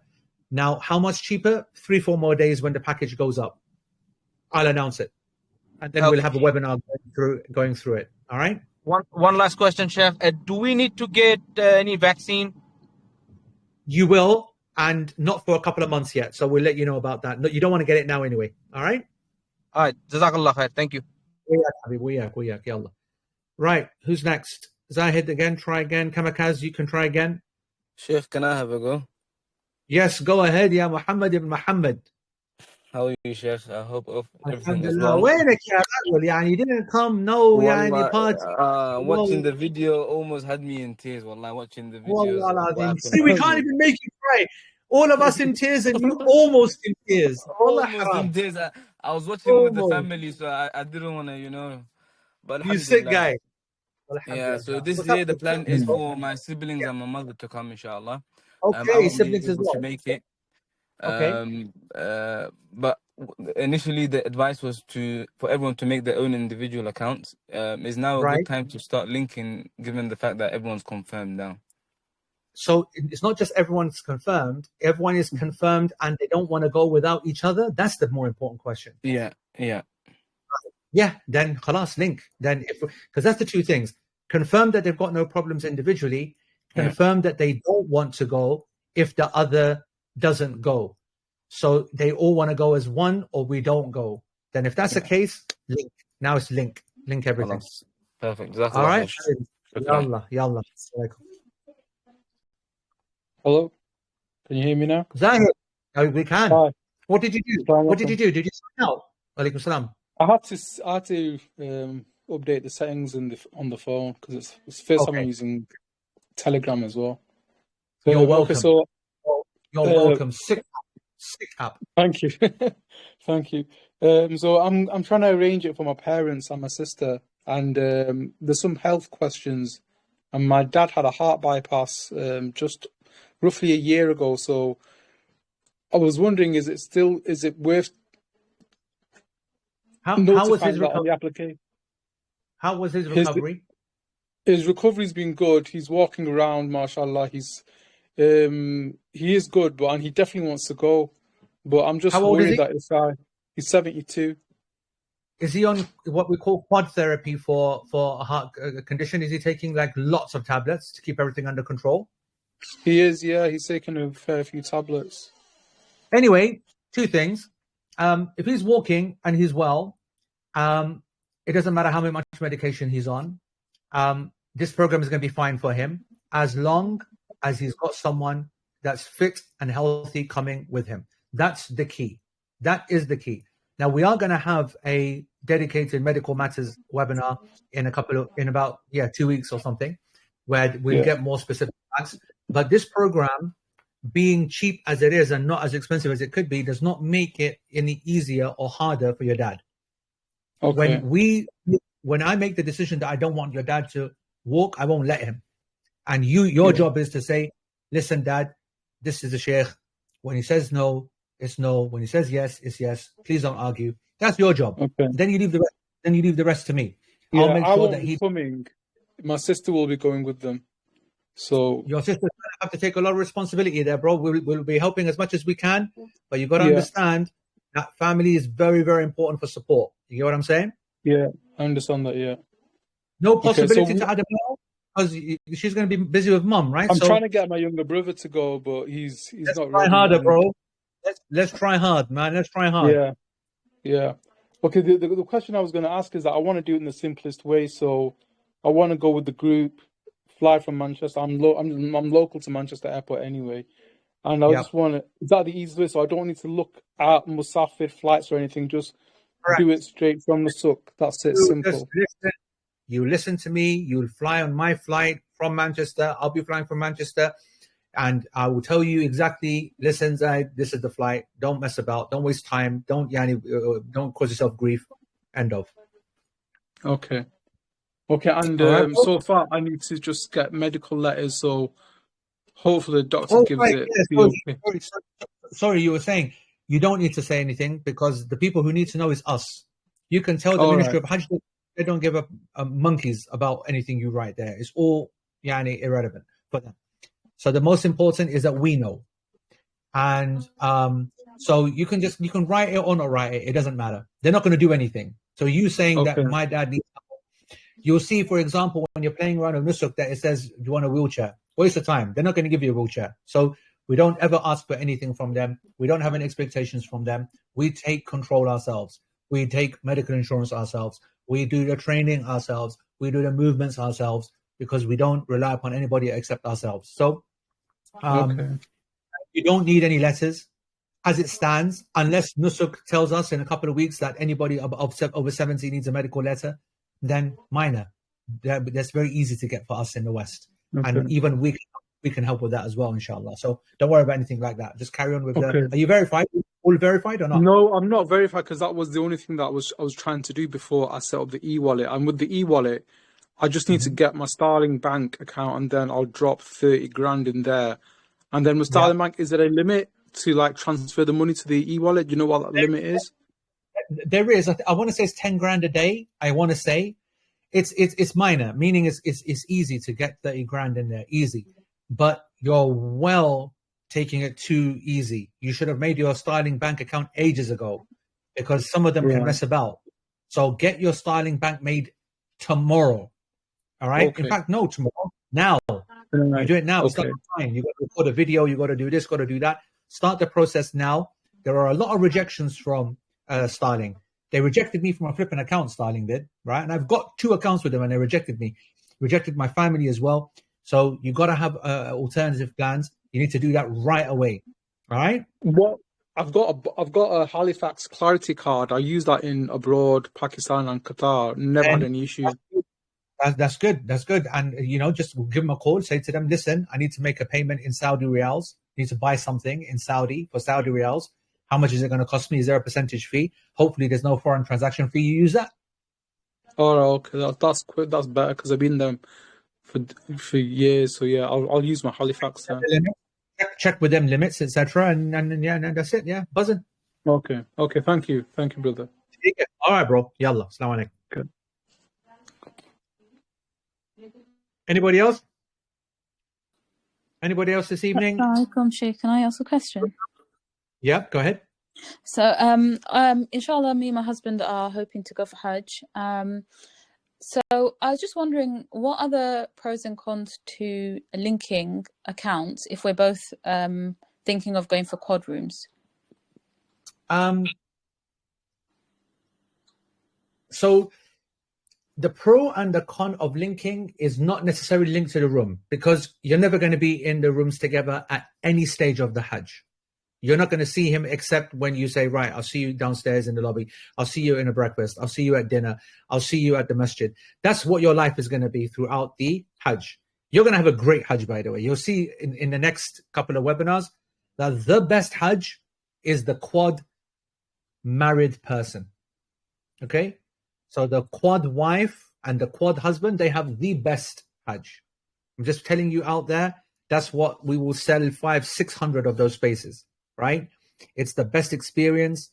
It's the best vibe. It's the one that makes the rest of the Hajj easier, etc., etc. You get the best of both worlds. You can share meals and stuff with your partner, but you have all the fun of not having to be there and being with very like-minded people. That's the other thing, right? Because we're not a commercial travel agency, right? That are taking all odds and sods from everywhere, right?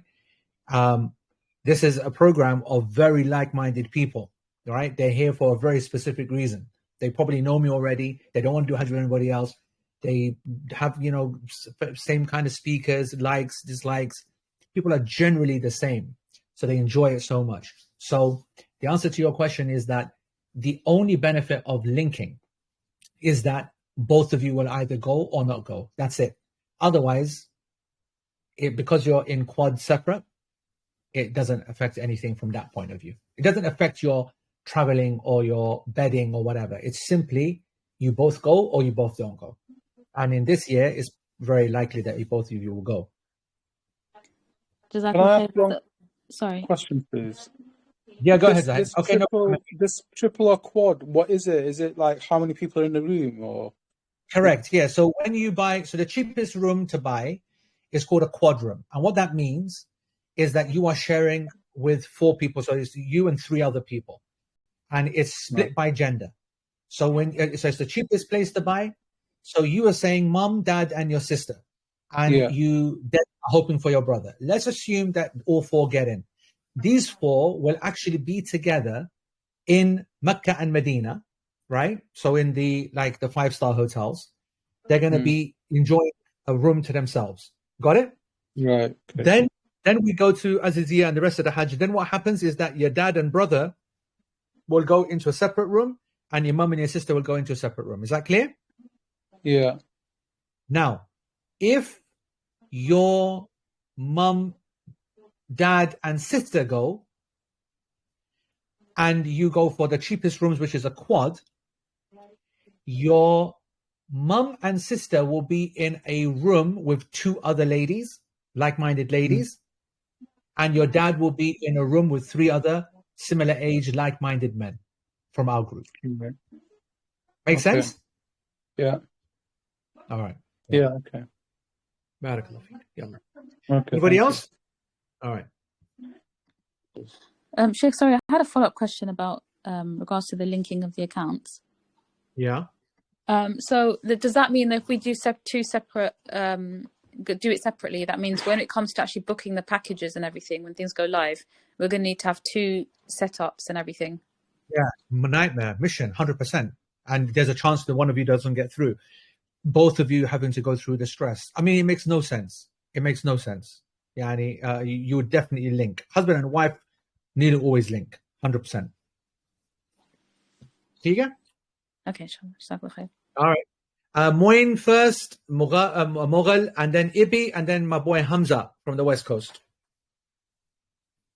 Unmute yourselves. Moin, go ahead. 3, 2, 1. Too late, bro. Okay, Ibi, you can unmute yourself. Moin, sort your phone out.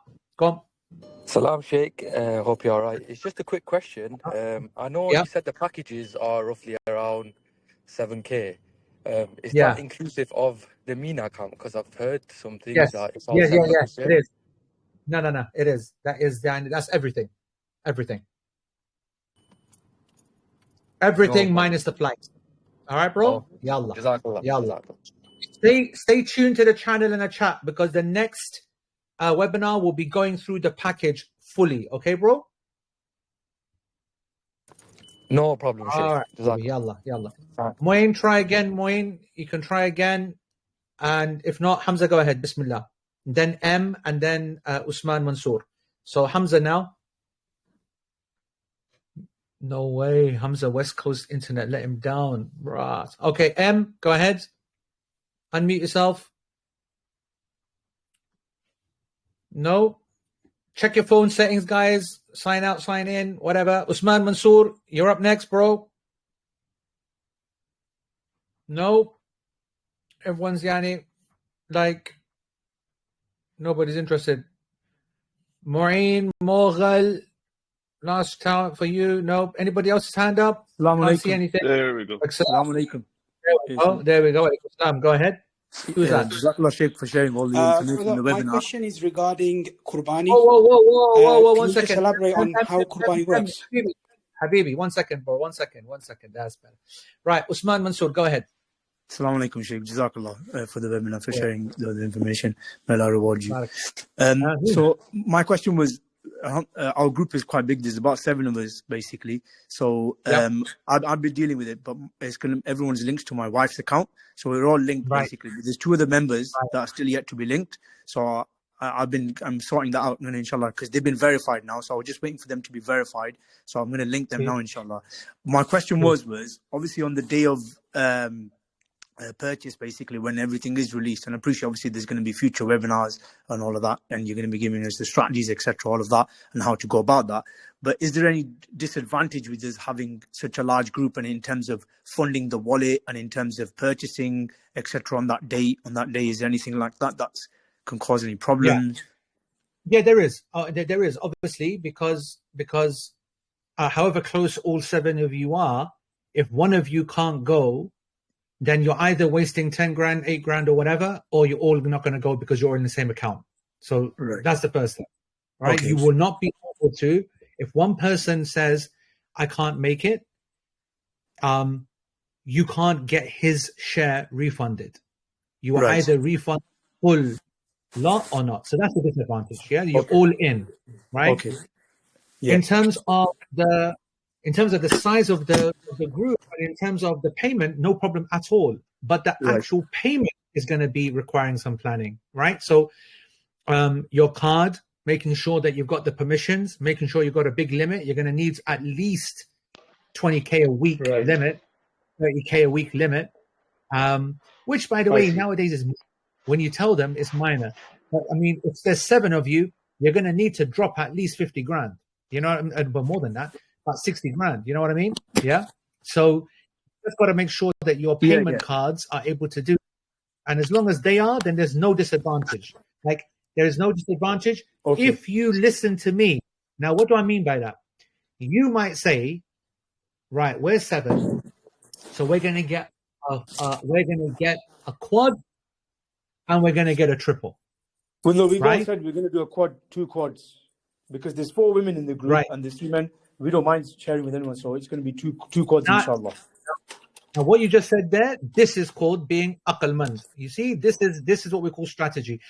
You have this approach, you improve your chances.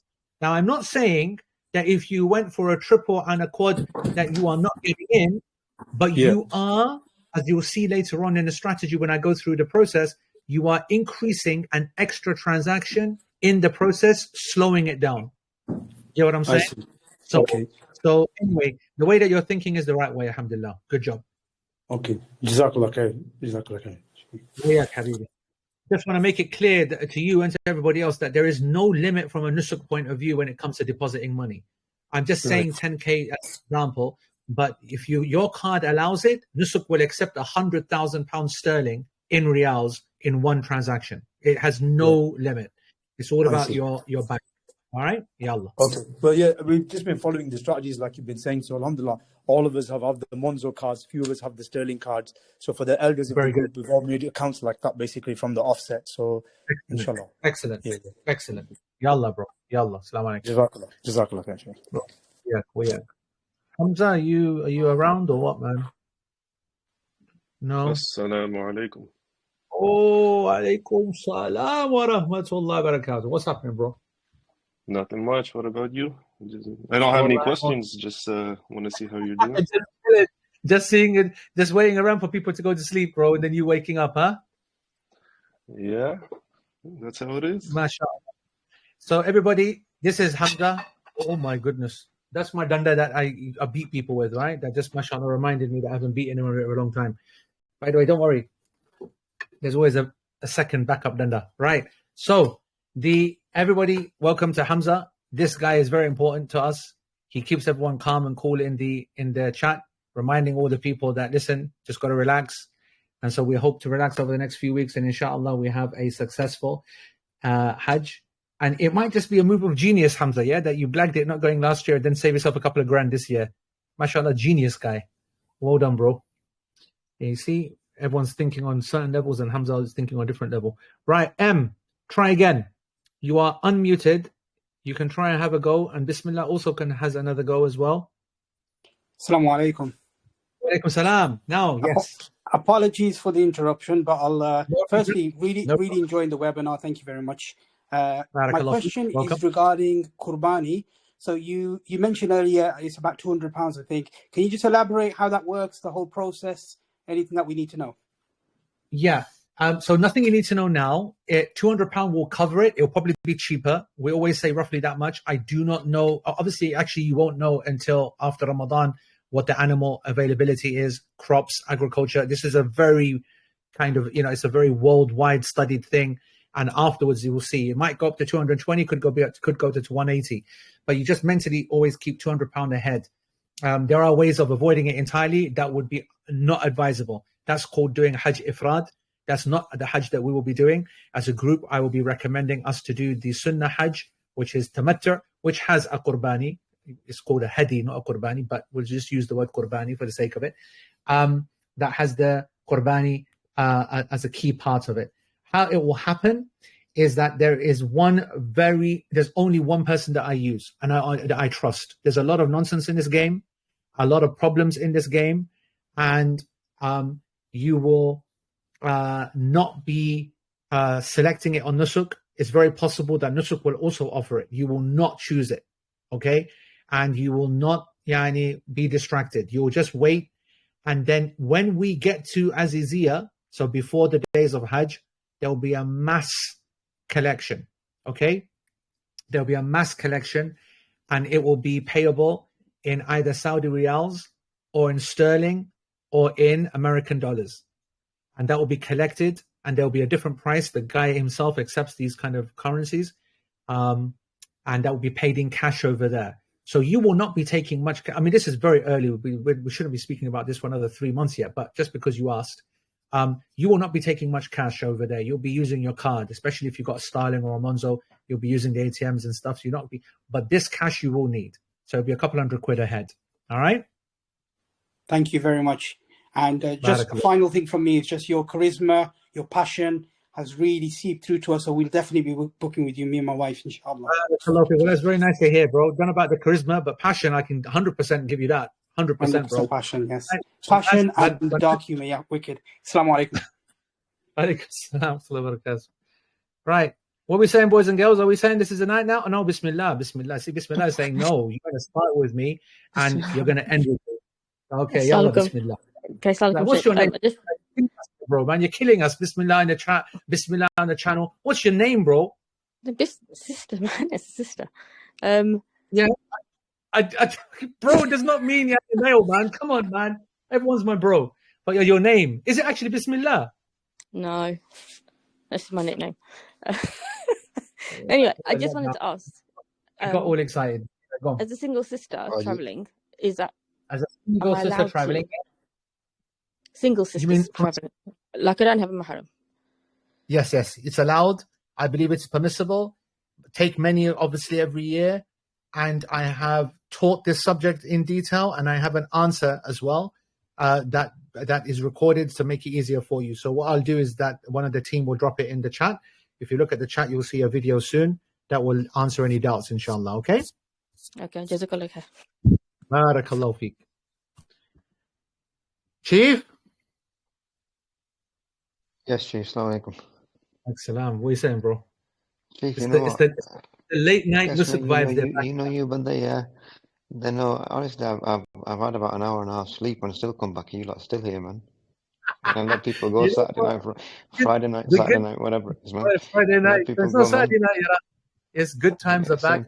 At least let us finish with Mughal Saab. Please, because the guy's been trying all night to get on the microphone.